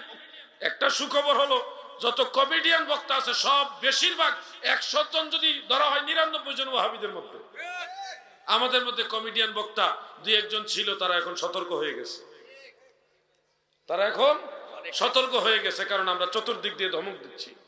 আমরা দিচ্ছি, আমাদের মুরব্বীরা ধমক দিচ্ছে, কারণ আমাদের মধ্যে তাকওয়া আছে, হব্বে রাসূল আছে। কিন্তু বেশিরভাগ কমেডিয়ান বক্তা হলো তাদের মাঝে, বেশিরভাগ কমেডিয়ান বক্তা হলো এই বাতেলদের মাঝে। এই কমেডিয়ান বক্তাদের কারণে আজকে মাহফিলে কোরআন হাদিসের কথা বললে মানুষ শুনতে চায় না, খালি গান শুনতে চায়। গান আর কেমনে হাসাইবো ওটা। সতর্ক কবে হবেন আপনারা? মইরা গেলে হবেন? কবরে গিয়ে সতর্ক হবেন? মাহফিলে এসে কোরআন হাদিসের কথা আপনি না শুনলে, যদি গান শুনতে শুনতে আপনার জীবন চলে যায়, তাহলে আপনি কি শিখবেন? কখন শিখবেন? দিন সম্পর্কে কখন জানবেন? সময় তো আর থেমে নাই। এই কমেডিয়ান বক্তাদেরকে অ্যাভয়েড করে চলেন। যারা মুহাক্কিক আলেম তাদের কথা শুনেন। আমি কোন দল হিসেবে বলবো না, আমি ব্যক্তি হিসেবে বলবো, মুসলমান হিসেবে, সুন্নি হিসেবে বলবো। যারা সুন্নি আলেম তাদের মধ্যে মুহাক্কিক যারা, সেই মুহাক্কিক আলেমদেরকে আপনারা মূল্যায়ন করেন। না হয় আগামী 10 বছর পরে লামাযহাবীরা যেভাবে তাদের ভাইরাস ছড়াইতেছে, পিডাইতে পিডাইতে আপনাদের দেশ ছাড়া করবে, সতর্ক না হইল। আপনি আমি কি করতে পেরেছি এ পর্যন্ত? প্রত্যেকটা যুবকের হাতে হাতে অ্যাপস ঢুকাই দিছে। অ্যাপস, অ্যাপস, ভাইরাস না, ভাইরাস না, অ্যাপস। এটা কেউ যুবকরা বুঝে। বিভিন্ন কিতাবের অ্যাপস, লামাযহাবীদের কিতাবের অ্যাপস ঢুকাই দিছে সারা দেশে। এই ইনস্টল করা যায়, ডাউনলোড করা যায়, গুগলে গেলে পাওয়া যায়, প্লে স্টোরে গেলে পাওয়া যায়। সারা যুবকদের হাতে হাতে এই ইহুদিদের এজেন্ডা, তাদের যে এজেন্ডা, এটা ঢুকে দিয়েছে মোবাইলে মোবাইলে। আর আপনি আছেন কি লইয়া? এই তুই এই দল করস, আমি এইটাত নাই, তুই হয়ে গেছ বেঈমান, আমি সঠিক। হ্যাঁ, তুই বেঈমান হয়ে গেছ, নিজেরা নিজেরা কামরা কামড়ি করে শেষ। কথাগুলি খেয়াল করবেন। আপনাদের দায়িত্ব কতটুকু আপনারা পালন করছেন? সুন্নি আলেম যতগুলি আলেম আছে, কয়জনে কিতাব লেখে? কিতাব লেখাটা কি ব্যবসা? কিতাবটা খেদমত। মোল্লা আলী কারি কার বেলা, কার ছেলে কার নাতি আমরা জানি না, উনার কিতাব পড়া জানছে। ইমাম জালালউদ্দিন সুয়ুতির কেউ চিনি না আমরা। উনার বাবাকে, দাদাকে, বাড়ি কোথায় কিচ্ছু জানতাম না, উনার কিতাব পড়ে উনাকে জানি আমরা। প্রত্যেকটা সুন্নি আলেম যার যার অবস্থান থেকে কিতাব লিখতে হবে, সুন্নিয়তের পক্ষে কলম ধরতে হবে। না হয় আর 10 বছর পরে কোন সুন্নি আলেমও তেমন ময়দানে পাবেন না, সুন্নিয়তের কিতাবও পাবেন না, দেখাইলেও কাজ হইতো না। মেজরিটি যদি তারা হয়ে যায়, আপনি অল্প কয়জনে কি করবেন? আপনি নিজেরা দায়িত্বশীল হন। কমেডিয়ানদেরকে অ্যাভয়েড করেন, কমেডিয়ান বক্তাদেরকে অ্যাভয়েড করেন। তারা মানুষকে আনন্দের খোরাক দিতে পারে। আমি হয়তো আপনাকে আনন্দ দিতে পারবো না, কিন্তু আপনাকে কোরআন হাদিসের ইসলামের মূল যে মেসেজটা সেটা বলতে পারবো। আরেকটা বিষয় অ্যাভয়েড করবেন, আমাদের সুন্নি সমাজে কিছু ভণ্ডপীর আছে। ভণ্ডপীর যারা পীর মুরিদিটাকে ব্যবসা হিসেবে নেয়, এদেরকে অ্যাভয়েড করেন, এদেরকে মাইনাস করেন, নাইলে কিন্তু আপনি কাজ করতে পারবেন না। আপনাকে যেভাবে হোক বাধাগ্রস্ত করবে। লেখাপড়া নাই, সূরা ফাতিহা পড়তে পারে না, যদি নামাজের ইমামতিতে দেয় তাহলে তার ওযু ফরজ হওয়ার সম্ভাবনা আছে। আর যদি বলে জুম্মার নামাজের খুতবাটা দেন, তার খুঁজে পাওয়া যেত না, সেও পীরে কামেল হয়ে গেছে। পীরে কামেল। কিছু ব্যাপারে আপনাদের ভূমিকা রাখতেই হবে। ডাক্তারের ছেলে ডাক্তার হয় না, সে ডাক্তারি পড়ালেখা কইরা ডাক্তার হইতে হয়। একজন প্রিন্সিপালের ছেলে আরেকজন প্রিন্সিপাল হয় না, সে যোগ্যতা অর্জন করে প্রিন্সিপাল হইতে হয়। একজন ইঞ্জিনিয়ারের ছেলে ইঞ্জিনিয়ার হয় না, সে ওইভাবে লেখাপড়া করে ইঞ্জিনিয়ার হতে হয়। কিন্তু একজন পীরের ছেলে হইলেই অটোমেটিক পীর। কথাগুলি বুঝতে পারছেন আপনারা? পীরের ছেলে হইলেই পীর। যোগ্যতা আছে না নাই ও যাচাই বাছার কোনো খবরই নাই। যার কারণে আমাদের মধ্যে গুরামি ঢুকতেছে, পীর মুরিদের নামে আমাদের মাঝে ভণ্ডামি ঢুকতেছে। কারণ একজন ডাক্তার আপনার দেহর চিকিৎসক, আপনার ফিজিক্যালি দেহটার চিকিৎসক, আর একজন পীর, একজন শায়েখ শুধু একজন না, গোটা মুসলিম মিল্লাতের একজন পথ প্রদর্শক। উনি যদি ভুল হয়, গোটা মুসলিম মিল্লাত ভুল পথে যাবে। উনি সঠিক থাকলে মুসলিম মিল্লাত সঠিক দিকে যাবে। তাহলে ওনার দায়িত্বটা ডাক্তার, ইঞ্জিনিয়ার, প্রিন্সিপালের চাইতে অনেক বড় দায়িত্ব। অতএব ইঞ্জিনিয়ারের ছেলে ইঞ্জিনিয়ার হয় না, ডাক্তারের ছেলে ডাক্তার হয় না, প্রিন্সিপালের ছেলে প্রিন্সিপাল হয় না। পীরের ছেলে যোগ্যতা ছাড়া পীর হলেই এই জাতি বিভ্রান্ত হয়ে যাবে। আমি জানি ওয়াজ গিয়া কারো উপরে পড়তেও পারে, কিন্তু এই কথাটাই রাইট। দিন শেষে দেখবেন এটাই ঠিক। আজকে আমরা দেখি কুমিল্লাতে পিসাব গজাইছে এক পিসাব কি উনি বলতেছে জানাজার নামাজের কথা কোরআনে নাই, 5 ওয়াক্ত নামাজের কথাও কোরআনে নাই। উনি পীর সাহেব। সারা পৃথিবীর 200 কোটির উপরে মুসলমান, 200 কোটির উপরে মুসলমান। সমস্ত মুসলমানরা 5 ওয়াক্ত নামাজের পক্ষে না বিপক্ষে? জানাজার নামাজের পক্ষে না বিপক্ষে? সারা পৃথিবীর যতগুলি মাদ্রাসা আছে, দাখিল, আলিম, ফাজিল, কামিল মাদ্রাসা, আরো যতগুলি ইউনিভার্সিটি, ওই যে মিশর আল আজহার, মক্কার উম্মুল কোরা, মদিনা ভার্সিটি, মালয়েশিয়া, সেই বসরা, বাগদাদ, ইয়ামান, সারা পৃথিবীতে যতগুলি ইসলামিক যে ইনস্টিটিউশন আছে, এই সবগুলি প্রতিষ্ঠানের চিন্তাধারা, থিওরি, গবেষণা বা সিদ্ধান্ত, ধর্মীয় ভাব গাম্ভীর্য হলো যে 5 ওয়াক্ত নামাজ পড়তে হবে এবং মানুষ মারা গেলে তার জানাজায় যেতে হবে। আর আমাদের দেশের পীর সাহেব হইছে, সে পীর সাহেব, সে বলতেছে 5 ওয়াক্ত নামাজের কথাও নাই, জানাজার কথাও নাই। নে পীর সাহেব, পীর সাহেব, লা পীর সাহেব। এই পীর সাহেবগুলির ধারণা কেন? এই ধরনের পীর সাহেবদেরকেই শো করা হয়। দেখেন পীররা কি কয়, পীরেরা কি বলে দেখেন। এই যে লামাযহাবীরা, সে শর্ষিনার হুজুরকে শো করবে না, সে ফুরফুরার হুজুরকে শো করবে না, সে শো করবে পীর মুরিদি খারাপ, এটা ভালো না, এটা বর্জন করা উচিত, এটা প্রমাণ করার জন্য এই পীর সাহেবরে শো করবে। দেখেন পীর কেমন খারাপ। সে কিন্তু কামেল, মুকাম্মেল পীর মাশায়েখ যারা, তাদেরকে শো করবে না, দেখাবে না। এটার জন্য আপনারা দায়ী। 2-4টা জিলাপি আর খিচুড়ি বিরিয়ানি দিব, দাওয়াত দিছে, আপনিও বিশেষ অতিথি। অমুক ব্যবসায়ী বিশেষ অতিথি দাওয়াত দিছে, উনি গেছে বিশেষ অতিথি হিসেবে, ওখানে গেছে। গেছে ওই আপনাদের উপস্থিতি সাপোর্ট নিয়া, সে এখন ওয়াজ করতেছে জানাজার নামাজও নাই, 5 ওয়াক্ত নামাজও নাই। এখন আপনারা যে ওখানে উপস্থিত থাকছেন, এটাই তো আল্লাহর নবীর বিরুদ্ধে আপনি দাঁড়াইলেন, কারণ সে তো নামাজের বিরুদ্ধে। আপনারা কি নামাজের পক্ষে নিয়ে আবার এটা বোঝাতে দরকার। আপনারা কি নামাজের পক্ষে না বিপক্ষে? অনেকেই কথা কইছে না। হ্যাঁ, এখানেও আছে, এখানেও আছে, এখানেও আছে। 5 ওয়াক্ত নামাজের পক্ষে না বিপক্ষে? তাহলে যারা নামাজের পক্ষে তারাই ভণ্ডপীরদেরকে সাপোর্ট করবেন? সাপোর্ট কি শুধু হাত উঠাইলেই হয়?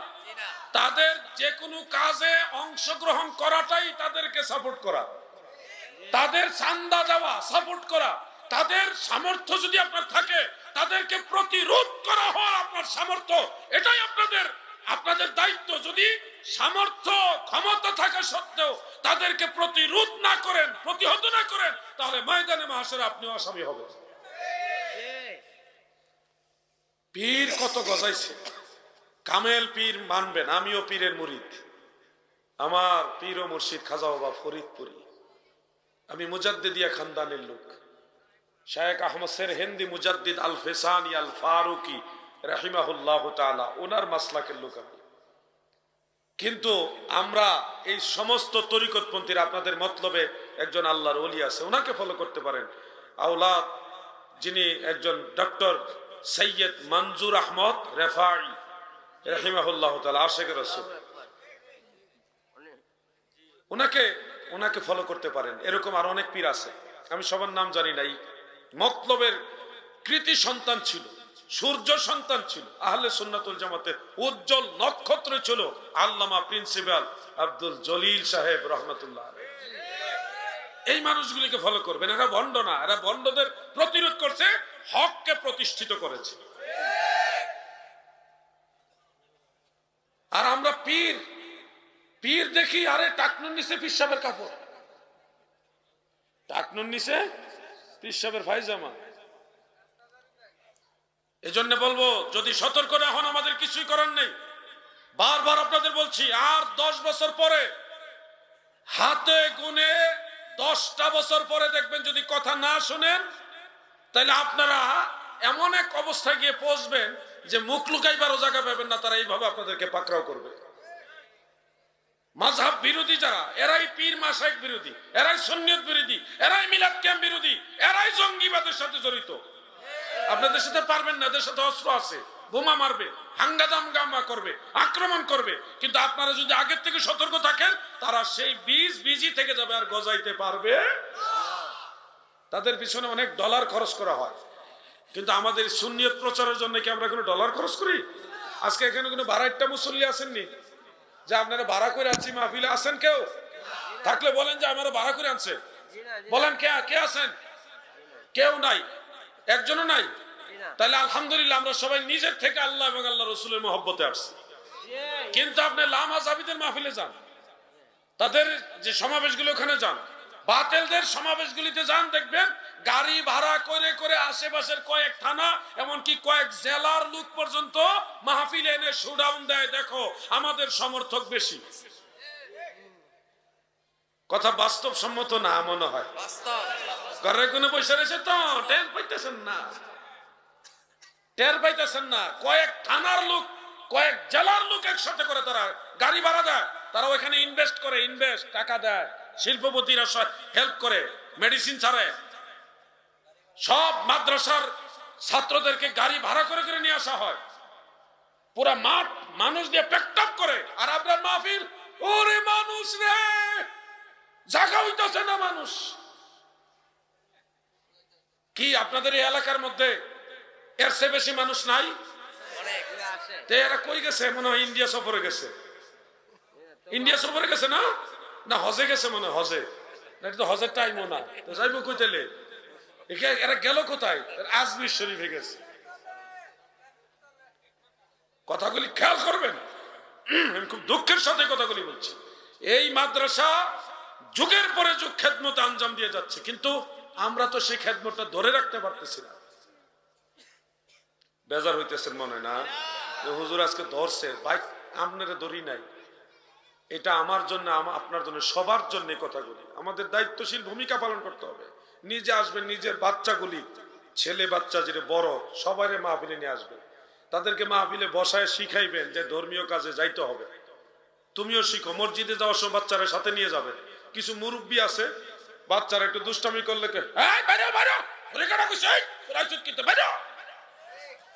কি একটা অত্যাচার মসজিদের মধ্যে মুরব্বী। এবার ভাড়ানা নামাজ বাদ দিয়ে ফোলাফিনটা বাইর করে দেয়। আরে ছেলে ফেলেরা মসজিদে দুষ্টামি করবে না তো তুমি দুষ্টামি করবা? আপনি যখন বাচ্চা ছিলেন আপনি কি কম করছেন নাকি? সবারই একটা বয়স থাকে দুষ্টামি করার। মসজিদে বাচ্চারা দুষ্টামি করতে করতে একদিন দেখবেন প্রথম কাতারের মুসল্লি হয়ে গেছে তারা। আপনি আজকে মুরব্বী, চুলদারি পাকছে, আপনি সবচেয়ে ভালো জ্ঞানী, সবার চেয়ে যোগ্যতম সম্মানীয় ব্যক্তি, কিন্তু একদিন তো আপনি মরে যাবেন, তখনই মসজিদটা চালাইবো কেন? আপনি চালাইবেন কবর থেকে আইয়া? এই ফুলাফেন্ডি চালাইবো না? তাদেরকে তো মসজিদে নিয়ে অভ্যস্ত করতে হবে। দুষ্টামি করলে কবি দুষ্টামি করিস, তারপরে মসজিদে আইস। এরপরে তখন বেশি দুষ্টামি মাথায় আদর কইরা, দাদু দুষ্টামি করো না, দাদু ভাইয়া আসো আমার সাথে দাঁড়াও। এক একজনের সাথে একজনকে দাঁড়া করে দিবেন। এইভাবে ছেলেদেরকে মসজিদমুখী করবেন। আর আমরা বুজুর্গের ঠেলায়, বুজুর্গের ভিতরে জায়গা লইতেছে না, দমকের ঠেলায় পারি না নামাজটা সাইরা দিয়া তারে দমক মারি। কি একটা অবস্থা! মসজিদ থেকে ছেলেটারে বের করে দেওয়ার পরে ছেলে কোথায় যাবে? আরেকটা মসজিদে যাবে মনে হয় আপনার? আর মসজিদে যাবে না, ও গুল্লি খেলাবে, না ক্যারাম বোর্ড খেলাবে, নাহলে ক্রিকেট খেলাবে, নাহলে ফুটবল, নাহলে কারো খেতে হাত দিবে। এই জন্য বাচ্চারা দুষ্টামি করলে তাদেরকে আদর করে বুঝাবেন, কিন্তু মসজিদ থেকে কখনোই ধমক দিয়ে বের করবে না। ওয়াজ মনে হয় আজকে বেশি হয়ে যেতেছে করা, নাকি? করা হলে হয়েছে, এটা তো মানতে হবে কথাগুলি। যাক, অনেকক্ষণ কথা কইছি, একটু দুরূদ শরীফ পড়ি। আপনারা আজাইরা আছেন বহুত সময় ধরে, কেউ কোনো কথা নাই বার্তা না, খালি চুপচাপ বসে রয়েছেন। এত আরাম দেওয়া যেত না, কষ্ট করেন একটু, মহব্বতে, স্বভাবের আশায় দয়াল নবীর মহব্বতে পড়ুন। আল্লাহুম্মা সাল্লি আলা আলি সাইয়্যিদিনা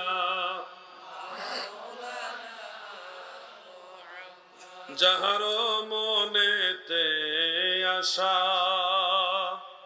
স্বর্গেরই শোধা পান, ধর এসে রহমতেরি, লহ এসে রহমতেরি ভারী বরিশনের ধার, যাহার মনেতে আশায়। আল্লাহুম্মা পড়েন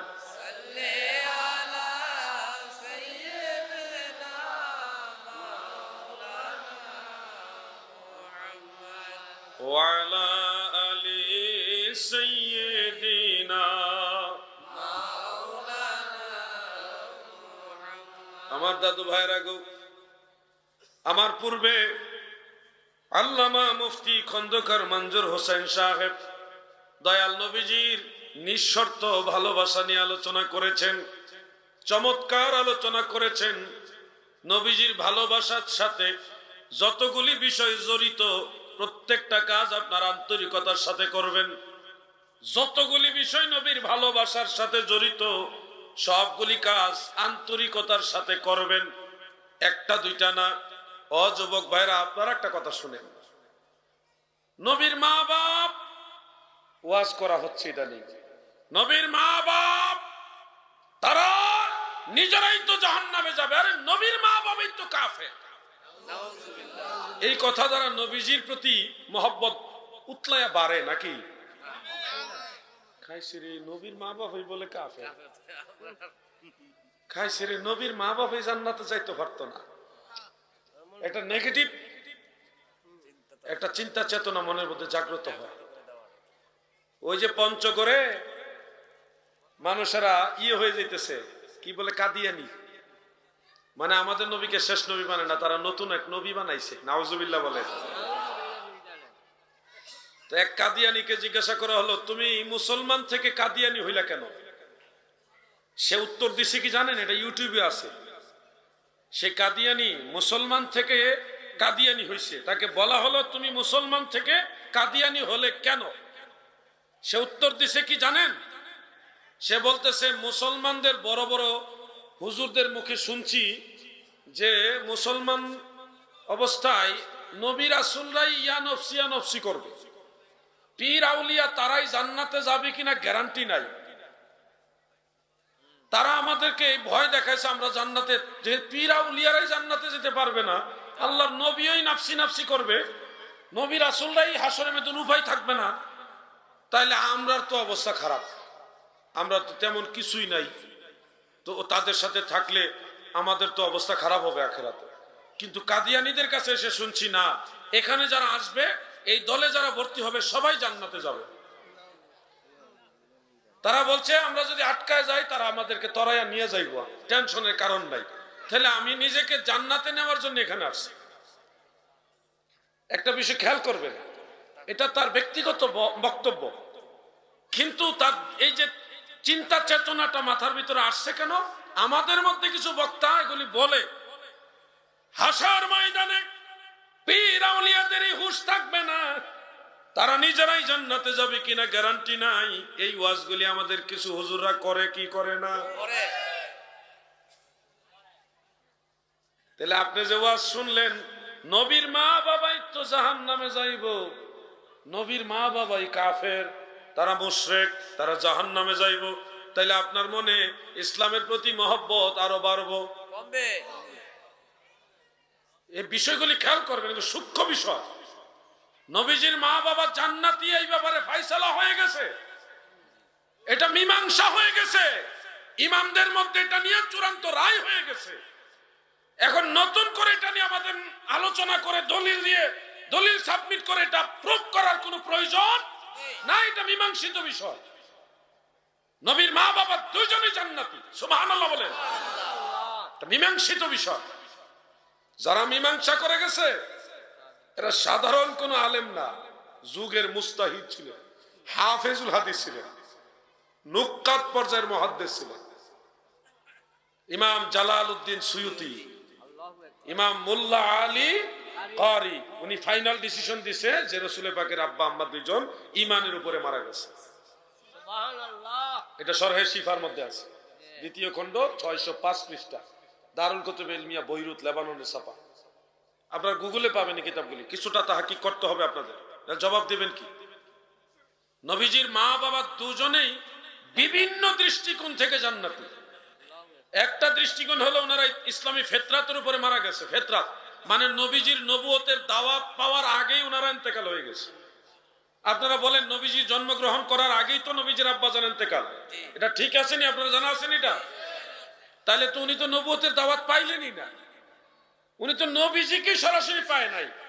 রাসূল পাক জন্মগ্রহণ বা শুভাগমন করার আগেই ওনার ইন্তেকাল। আর নবীজির আম্মা জান হযরত আমেনা রাদিয়াল্লাহু তাআলা আনহা, নবীজি যখন শিশু বাল্যকাল তখনই তিনার ইন্তেকাল। আর নবীজির নবুয়তের প্রচার তো শুরু হয়েছে 40 বছর বয়স থেকে। তাহলে নবুয়তের দাওয়াত তো মা আমেনার কাছেও যায় নাই, বাবা আব্দুল্লাহর কাছেও যায় নাই। তাহলে ওনাদের উপর আপনি কেন বলতেছেন তারা কুফরি করছে? কুফরি প্রমাণ হবে তখন যখন ঈমানের দাওয়াত আসার পরেও এটাকে অস্বীকার করা হবে, অমান্য করা হবে, তখন বলা হবে এটা কুফরি। উনাদের কাছে তো ইসলামের দাওয়াতই যায় নাই। এরপরে দ্বীন হানিফের অন্তর্ভুক্ত ছিলেন, ওনারা মুওয়াহহিদ ছিলেন, একত্ববাদে বিশ্বাসী ছিলেন, ইব্রাহিম আলাইহিস সালামের শরীয়তের উপরে ছিলেন। সুবহানাল্লাহ বলে। আমি বিষয়টা টান দিয়ে নিয়ে আসলাম, আপনারা কি বিরক্ত হচ্ছেন নাকি? ইসলামী ফেতরাত বা ফেতরাতের উপরে যারা মারা যাবে, যারা নবুয়তের দাওয়াত পায়নি, এখনো বিশ্বে এমন অনেক জায়গা আছে যেখানে নবুয়তের দাওয়াত পৌঁছে নাই, আল্লাহ এবং আল্লাহ রসুলের দাওয়াত পৌঁছে নাই। আফ্রিকাতে আছে, আমাদের ইন্ডিয়াতেও আছে, এই যে ইন্ডিয়াতে এখনো ইসলামের দাওয়াত পৌঁছে নাই। খুঁজলে বাংলাদেশও পাওয়া যাবে, এমন বহু হিন্দু মহল্লা, হিন্দু এলাকা আছে বা বৌদ্ধ এলাকা আছে, খ্রিস্টান পাড়া আছে যেখানে ইসলামের দাওয়াত নিয়ে কেউ যায় না। এমন বহু এলাকা আছে, থাকতে পারে। এই মানুষগুলির বিচার কিরকম হবে? হাসরের ময়দানে বিচার হবে না তাদের? এই মানুষগুলিকে আমার আল্লাহ আল মুস্তাদরাক আলা সহিহাইনের মধ্যে উল্লেখ, এই মানুষগুলিকে আমার আল্লাহ একত্রিত করবেন, আলাদা আলাদা করে একত্রিত করবেন। যারা নবুয়তের দাওয়াত না পেয়ে ওই অবস্থায় মারা গেছে, মানে ফিতরাতের উপরে মারা গেছে, তাদেরকে আল্লাহ আলাদা করবেন, অন্য মানুষদের থেকে আলাদা করবেন। আলাদা করে তাদের সম্মুখ পানে বিশাল একটা অগ্নিকুণ্ডলী আমার আল্লাহ রেডি করবেন। এই আগুনের কুণ্ডলী করে আমার আল্লাহ তাদেরকে বলবেন, তোমরা সবাই আগুনে ঝাঁপ দাও। কারা? যারা ফিতরাতের উপরে মারা গেছে তাদেরকে আল্লাহ কি বলবে? আগুনে ঝাঁপ দাও। তখন ওই মানুষগুলির মধ্যে কিছু মানুষ যারা সৃষ্টিকর্তার উপরে একটা চিন্তা রাখতো যে নিশ্চয়ই আমাদের একজন সৃষ্টিকর্তা আছে, আর হাসরের ময়দানেও তাদের মনে এটা জাগ্রত হবে, আজকে তো বিচার দিবস, সব মানুষকে উঠানো হয়েছে, বিচার হচ্ছে, বিচার যিনি করতেছেন তিনি সৃষ্টিকর্তা, তিনি বলতেছে আগুনে ঝাঁপ দেওয়ার জন্য। সৃষ্টিকর্তা বা স্রষ্টার কথা মানা উচিত, তিনার হুকুমটা মানা উচিত, এই বিষয়টা তাদের মাথায় ক্যাচ করবে। তখন ওই মানুষগুলি আগুনের মধ্যে ঝাঁপ দিবে। আগুনে ঝাঁপ দিবে কেন বলেন তো? আল্লাহ সরাসরি হুকুম দিছে আগুনে ঝাঁপ দাও। তখন তাদের মাথায় ক্যাচ করবে এটাই যে সৃষ্টিকর্তা আদেশ দিতেছেন এই কাজটা করার জন্য, আমরা করি। তখন স্রষ্টার অনুগত হয়ে তারা আগুনে ঝাঁপ দিবে। আর এক শ্রেণীর মানুষ তারা ঝাঁপ না দিয়ে দাঁড়ায় থাকবে। যারা আগুনে ঝাঁপ দিবে আমার আল্লাহ তাদেরকে জান্নাতি বলে ঘোষণা দিবেন, বলবেন তোমরা জান্নাতে প্রবেশ করো। ঝাঁপ দিব আগুনে, কিন্তু ঝাঁপ দেওয়ার পরে দেখবে এটা আগুন না ফুলের বাগান। ওই যে ইব্রাহিম আলাইহিস সালামের যেমনে আগুনে ফালাইবার পরে আমার আল্লাহ ফুল বাগিচায় রেখেছে গো, তেমনি ভাবে হাসর ময়দানে মানুষগুলিকে আমার আল্লাহ আগুনের ভিতরে ভালো রাখবে, এমনকি তাদেরকে জান্নাতি বলে ঘোষণা দিবে। কেউ হারা উঠছে কে? এরা তিনজনের পেশাবে ধরছে। হ্যাঁ, তিনজনের পেশাব ধরছে। কত পেশাব ধরে দেখেন। ডায়াবেটিসকে আল্লাহ এমনি দিছে। হ্যাঁ, একটাও ফজরের নামাজ পড়ে না, ফজরের নামাজের সময় ঘুমায়। আল্লাহকে ঘুমাইতি রাখ, ঘুমাইতাস, ঘুম পাড়াইতাছি তোরে, দিছে ডায়াবেটিস ধরাইয়া। ডায়াবেটিস ধরাই দিছে, এখন কি আর ফজরের সময় ঘুম আছে? Left right left right left right দৌড়াইয়া 2-3 কিলোমিটার দৌড়ে আগে ঘুমাইছো, হেনলাই ডায়াবেটিস ধরাই দিছেন, দৌড়া যা। মাহফিল আইলে খালি মুচো ধরে না, খালি মুচো ধরে মাহফিল আইলে না, সহ্য হয় না 1-1.5 ঘন্টা 2 ঘন্টা, আর এক লোকে 3 জনের ধরে লাগিয়া। কেউ উড়ার নিয়ত থাকলে নিয়তটা ছেড়ে দেন, আর 10টা বা 15টা মিনিট আমি কষ্ট দিব, আর বেশি দিব না। রাগ করতেছেন বেশি নাকি আপনারা? একটু জিকির করেন, লা ইলাহা ইল্লাল্লাহ, মহব্বতে লা ইলাহা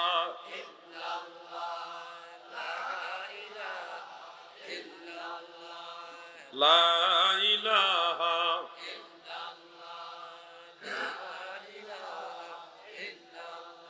লা ইলাহা ইল্লাল্লাহু মুহাম্মাদুর রাসূলুল্লাহ সাল্লাল্লাহু আলাইহি ওয়াসাল্লাম। আমার দাদু ভাইরা, যেই মানুষগুলি আগুনে ঝাঁপ দিবে তারা জান্নাতি, যারা ঝাঁপ দিবে না আমার আল্লাহ বলবে তোমরা জাহান্নামী। তখন তারা পাল্টা আমার আল্লাহকে বলবে, আল্লাহ আমরা তো বুদ্ধিমানের পরিচয় দিলাম, আমরা কেন জাহান্নামে যাব? আল্লাহকে প্রশ্ন করবে কেন? আমরা তো বুদ্ধিমানের পরিচয় দিলাম, আগুনে ঝাঁপ দেই নাই, আগুনে ঝাঁপ দিব এটা তো বুকাদের কাজ। আমরা ঝাঁপ দেই নাই, আমরা বুদ্ধিমানের পরিচয় দিয়েছি। আল্লাহ বলবে আমি হুকুম দিলাম, কোন নবীর মাধ্যমে হুকুম দেই নাই, কোন রাসূলের মাধ্যমে হুকুম দেই নাই, কোন ফেরেশতার মাধ্যমে হুকুম দেই নাই, কোন আসমানি কিতাবের মাধ্যমে হুকুম দেই নাই রে। আমি আল্লাহ নিজে সরাসরি তোমাদের হুকুম দিয়েছি, সরাসরি হুকুম তোমরা মানো নাই। এর থেকে প্রমাণ হয়ে গেল আমার হুকুম যদি নবী রাসূল বা আসমানি কিতাবের মাধ্যমে তোমাদের কাছে যাইতো, তোমরা ওই হুকুম মানতা না। তোমরা যে আমার অবাধ্য বান্দা এটা প্রমাণ হয়ে গেছে ডাইরেক্ট হুকুম অমান্য করার কারণে। অতএব তোমরা জাহান্নামী। এরপরে তারা আফসোস করবে আর জাহান্নামের দিকে যাবে। এই জন্য আমার ভাইরা আপনাদের কাছে স্পষ্ট করে দেই, নবীজির আব্বাজান আম্মাজান দুইজনই ভালো মানুষ ছিলেন। তিনারা কোনো শিরকের সাথে জড়িত ছিলেন না, কোনো ধরনের পাপাচারের মধ্যে জড়িত ছিলেন না। নবীজির আব্বাজানের নাম হলো আব্দুল্লাহ। আব্দুল্লাহ শব্দের অর্থ হলো আল্লাহর বান্দা। তিনার জীবনী সম্পর্কে যতটুকু পাওয়া যায় বিভিন্ন কিতাবে, একটা উল্লেখযোগ্য ঘটনা হলো বিবি আমেনাকে বিবাহ করার আগে হযরতে আব্দুল্লাহ রাদিয়াল্লাহু আনহুকে প্রস্তাব দেওয়া হলো। মক্কার সুন্দরী সুন্দরী রূপসী তন্নী নারীরা প্রস্তাব দিল, আমাকে বিয়ে করো আব্দুল্লাহ, আমার সমস্ত সম্পদ তোমাকে দিয়ে দিব। অন্য নারীরা বলেছে আমাকে বিয়ে করো, আমার যা আছে সব তুমি পাইবা। বিভিন্ন নারীরা প্রস্তাব দিয়েছে, এমনকি অবৈধ মেলামেশা করার জন্য অনেক সুন্দরী মেয়েরা আব্দুল্লাহকে প্রস্তাব দিয়েছে, আব্দুল্লাহ রে আমার সাথে একটু সময় কাটাও। নাউজুবিল্লাহ, বিভিন্ন ধরনের কুপ্রস্তাব আব্দুল্লাহর কাছে আসছে, কিন্তু হযরতে আব্দুল্লাহ নবীজির আব্বাজান কারো কুপ্রস্তাব গ্রহণ করে নাই। কারো সম্পত্তির লোভে, টাকা সম্পদ পাবে ওই লোভেও কাউকে বিবাহ করে নাই। ওই সময় ওনার মুরব্বীরা, ওনার আব্বাজান আব্দুল্লাহর আব্বা নবীজির দাদা, তেনারা মুরব্বীরা পছন্দ করে বিবি আমেনাকে সিলেক্ট করেছেন। এবং ওই সময় যে শরীয়ত প্রচলিত ছিল ওই শরীয়ত মোতাবেক নবীর আব্বাজান আব্দুল্লাহ বিয়ে করেছেন, কোন ধরনের খারাপ কাজে জড়িত হয় নাই। পর্যাপ্ত সুযোগ ছিল, ইচ্ছা করলে উনি অনেক কিছু করতে পারতেন, কিন্তু সুযোগ থাকা সত্ত্বেও প্রস্তাব আসার পরেও তিনি কোন ধরনের জেনা বেবিচার কুকাজে, বেবিচারে অবিচারে অন্যায় কাজে উনি জড়িত হয় নাই। এখান থেকে বোঝা যায় আমার দয়াল নবীর আব্বাজান অনেক সুন্দর চরিত্রের মানুষ ছিল। যেই মানুষটা এরকম একটা সুযোগ পাইছে তারপরও অন্যায় কাজে জড়িত হয়নি, সেই মানুষটা নিশ্চয়ই সে আল্লাহকে ভয় করত, না হয় তার দ্বারা এই কাজটা থেকে বিরত থাকা সম্ভব হতো না। নিশ্চয়ই সে আল্লাহকে ভয় করত, সৃষ্টিকর্তাকে ভয় করত, না হয় কার ভয়ে সেই কাজ থেকে বিরত রইল। টাকা পাবে, সম্পদ পাবে, ক্ষমতা পাবে, এরপরও সে মেয়েদের সাথে সম্পর্ক জড়ায়নি, এত লোভ থাকার পরও জড়ায়নি। এখান থেকে বোঝা যায় আমার নবীজির আব্বাজান আম্মাজান উত্তম চরিত্রের লোক ছিলেন, অনেক ভালো মানুষ ছিলেন, ঠিক না বেঠে? আর তারা এই লামাযহাবীরা সেই পবিত্র মানুষগুলির উপরও তাদের আঙ্গুল, সেখানেও তাদের অভিযোগ, সেখানেও তাদের ফতোয়া, নবীর মা বাবা দুজনকে জাহান্নামে পাঠিয়ে দিয়েছে। নাউজুবিল্লাহ, মনে হচ্ছে জাহান্নামের ঠিকাদারি আল্লাহ তাদেরকে দিয়েছে।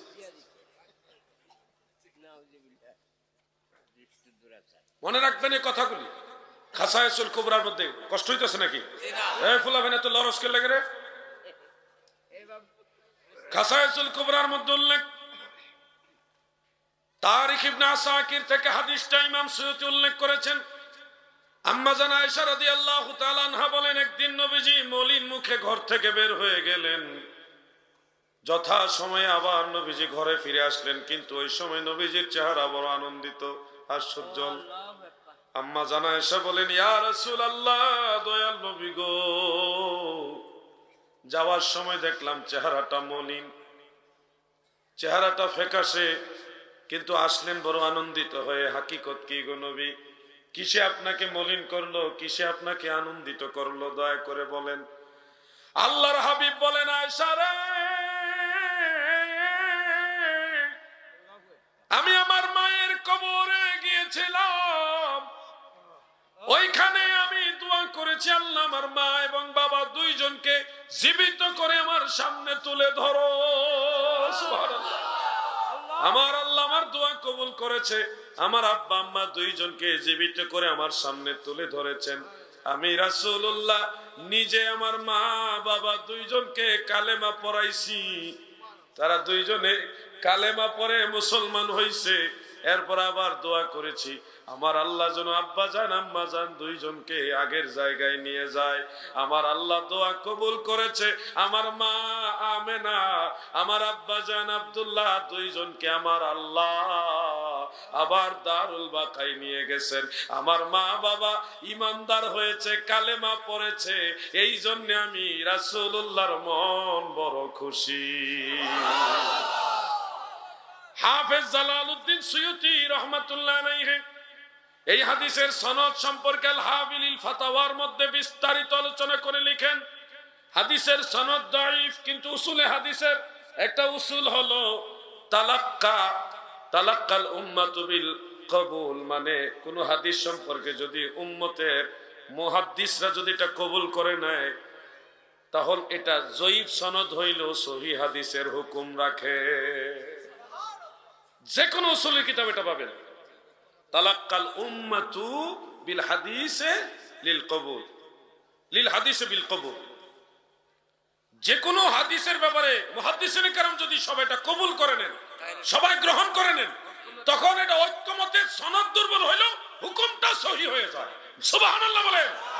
ইমাম জালালউদ্দিন সুয়ুতি বলেন এই হাদিসের সনদ দাঈফ কিন্তু হুকুম সহিহ, কারণ মুহাদ্দিসিনে কেরামের কেউ এই হাদিসের বিরুদ্ধে কলম ধরে, সবাই তার সাপোর্ট করেছে।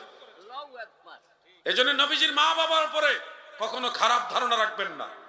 যুবক ভাইরা শোনো, আমার কথাগুলি শুনলা, ভালো লাগলো, তারপরে মাশাআল্লাহ গেলা, এখান থেকে বের হয়ে তো কালকে বললা যে হাদিসে বলে গেছে নবীর মা বাবা জান্নাতি, তারা ইমানদার, হাদিসের মধ্যে আছে, কিন্তু তারাও তোমাকে হাদিস দেখাবে নবীর বাবা জাহান্নামী, হাদিস দেখাবে, তখন তো তোমার এটা জবাব দিতে হবে না। ওইটা বলে আমি ওয়াজটা শেষ করে দিচ্ছি। সহিহ মুসলিমের মধ্যে একটা হাদিস আছে, হযরত আনাস ইবনে মালিক রাদিয়াল্লাহু আনহু বর্ণনা করেন, একজন সাহাবী নবীজির কাছে এসে বললেন, ইয়া রাসূলুল্লাহি আইনা আবি, নবী গো আমার আব্বাজান কোথায়? ফাকালা ফিন্নার, নবীজি বললেন তোমার বাবা জাহান্নামে। তখন ওই সাহাবী বাবা জাহান্নামে কথাটা শুনে কষ্ট পাইছে, এই জন্য চলে যাচ্ছে। দয়াল নবীজি পুনরায় তাকে ডাক দিলেন, তুমি এদিকে আসো, ইন্না আবি ওয়া আবাকা ফিন্নার, নিশ্চয় আমার বাবা এবং তোমার বাবা দুইজনই জাহান্নামে। এটা কিন্তু মুসলিম শরীফে আছে। এই হাদিস দেখাইলে যুবক ভাইরা তোমরা কইবা সহিহ মুসলিমের হাদিস, রাসূল সাল্লাল্লাহু আলাইহি সাল্লাম নিজে বলতেছে আমার বাবা জাহান্নামে, তোমার বাবাও জাহান্নামে, তাহলে আর কি কথা? নবীজি নিজে বলতেছে, একটা পেছে পড়ে যাবেন না, এটার একটা জবাব থাকা দরকার আছে না। শোনেন দাদু, উসুলে হাদিস না বুঝলে যা হয়। এই হাদিসের রাবি যারা, আনাস ইবনে মালিকের ছাত্র হলো সাবেত আল বুনানি রাহমাতুল্লাহ আলাইহি।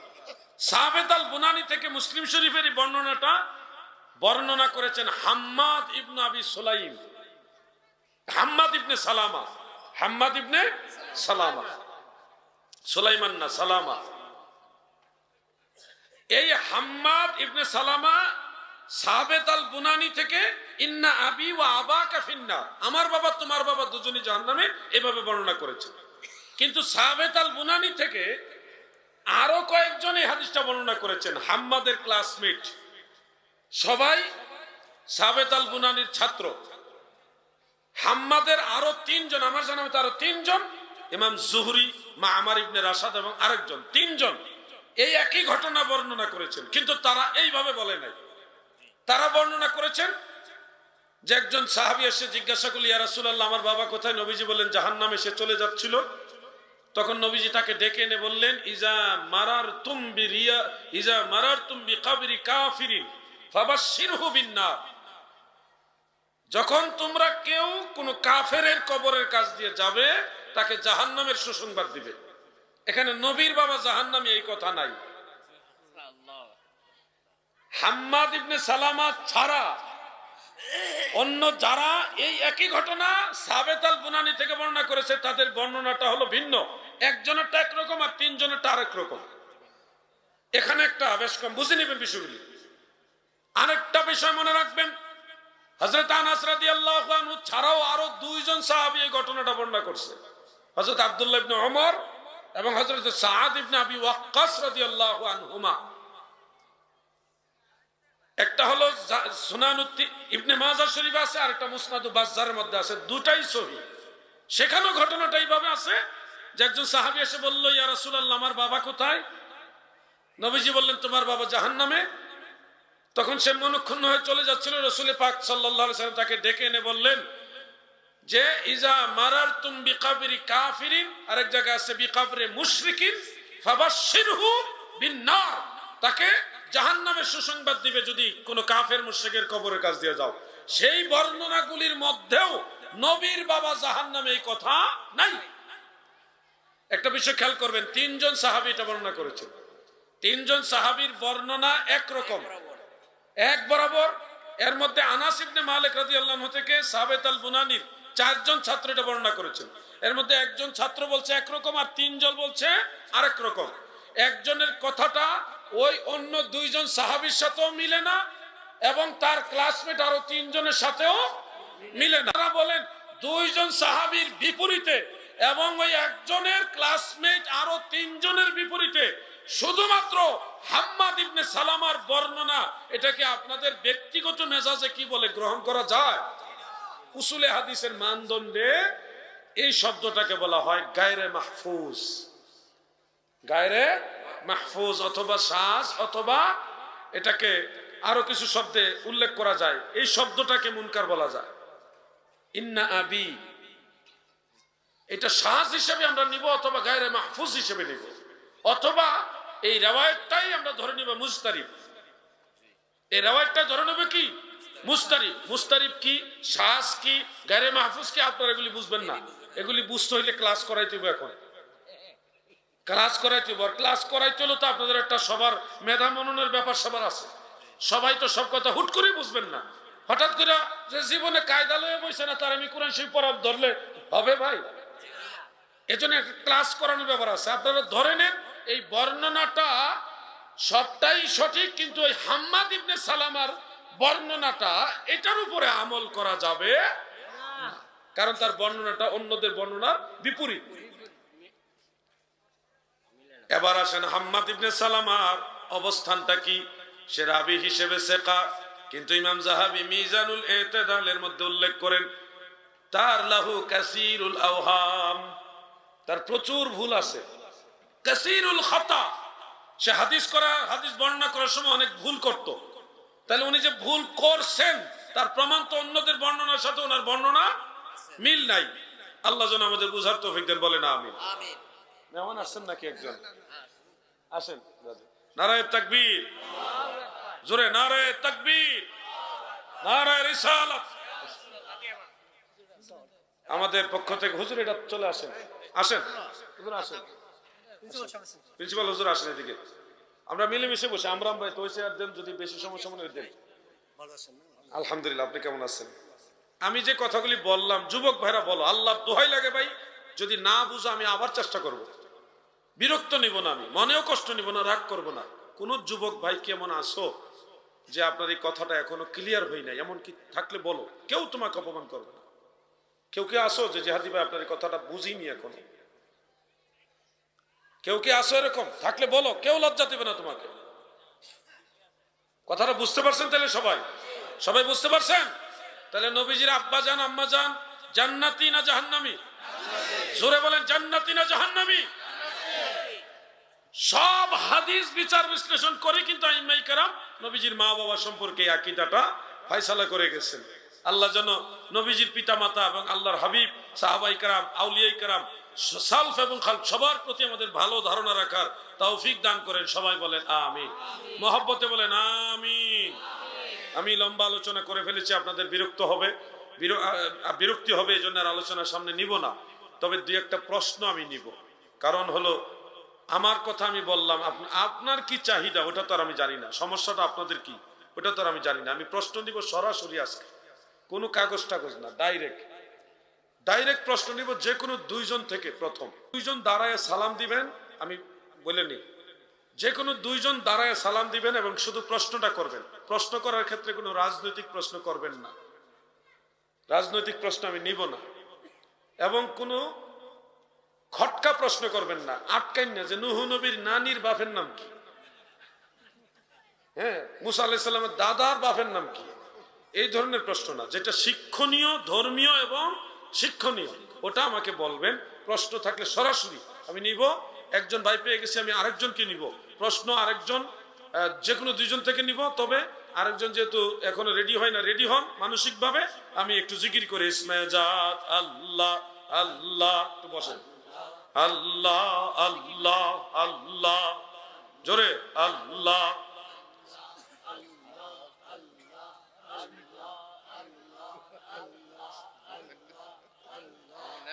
মন পাগলা রে ডুবলো বেলা দেখনার চাহিয়া, আল্লাহ আল্লাহ আল্লাহ করেন না, একটু জিকির করেন না, অনেক শীত পড়ছে। অবুঝ মন রে ডুবলো বেলা দেখনার চাহিয়া, আল্লাহ আল্লাহ আল্লাহ। আর পর পারের ডাক পড়িলে মরণের ডাক পড়িলে পার হবি তুই কি লইয়া, আর পার হবি তুই কি লইয়া, ডুবল বেলা দেখনার চাহিয়া, আল্লাহ আল্লাহ আল্লাহ। অবুঝ মন রে ডুবলো বেলা দেখনার চাহিয়া, আল্লাহ আল্লাহ আল্লাহ।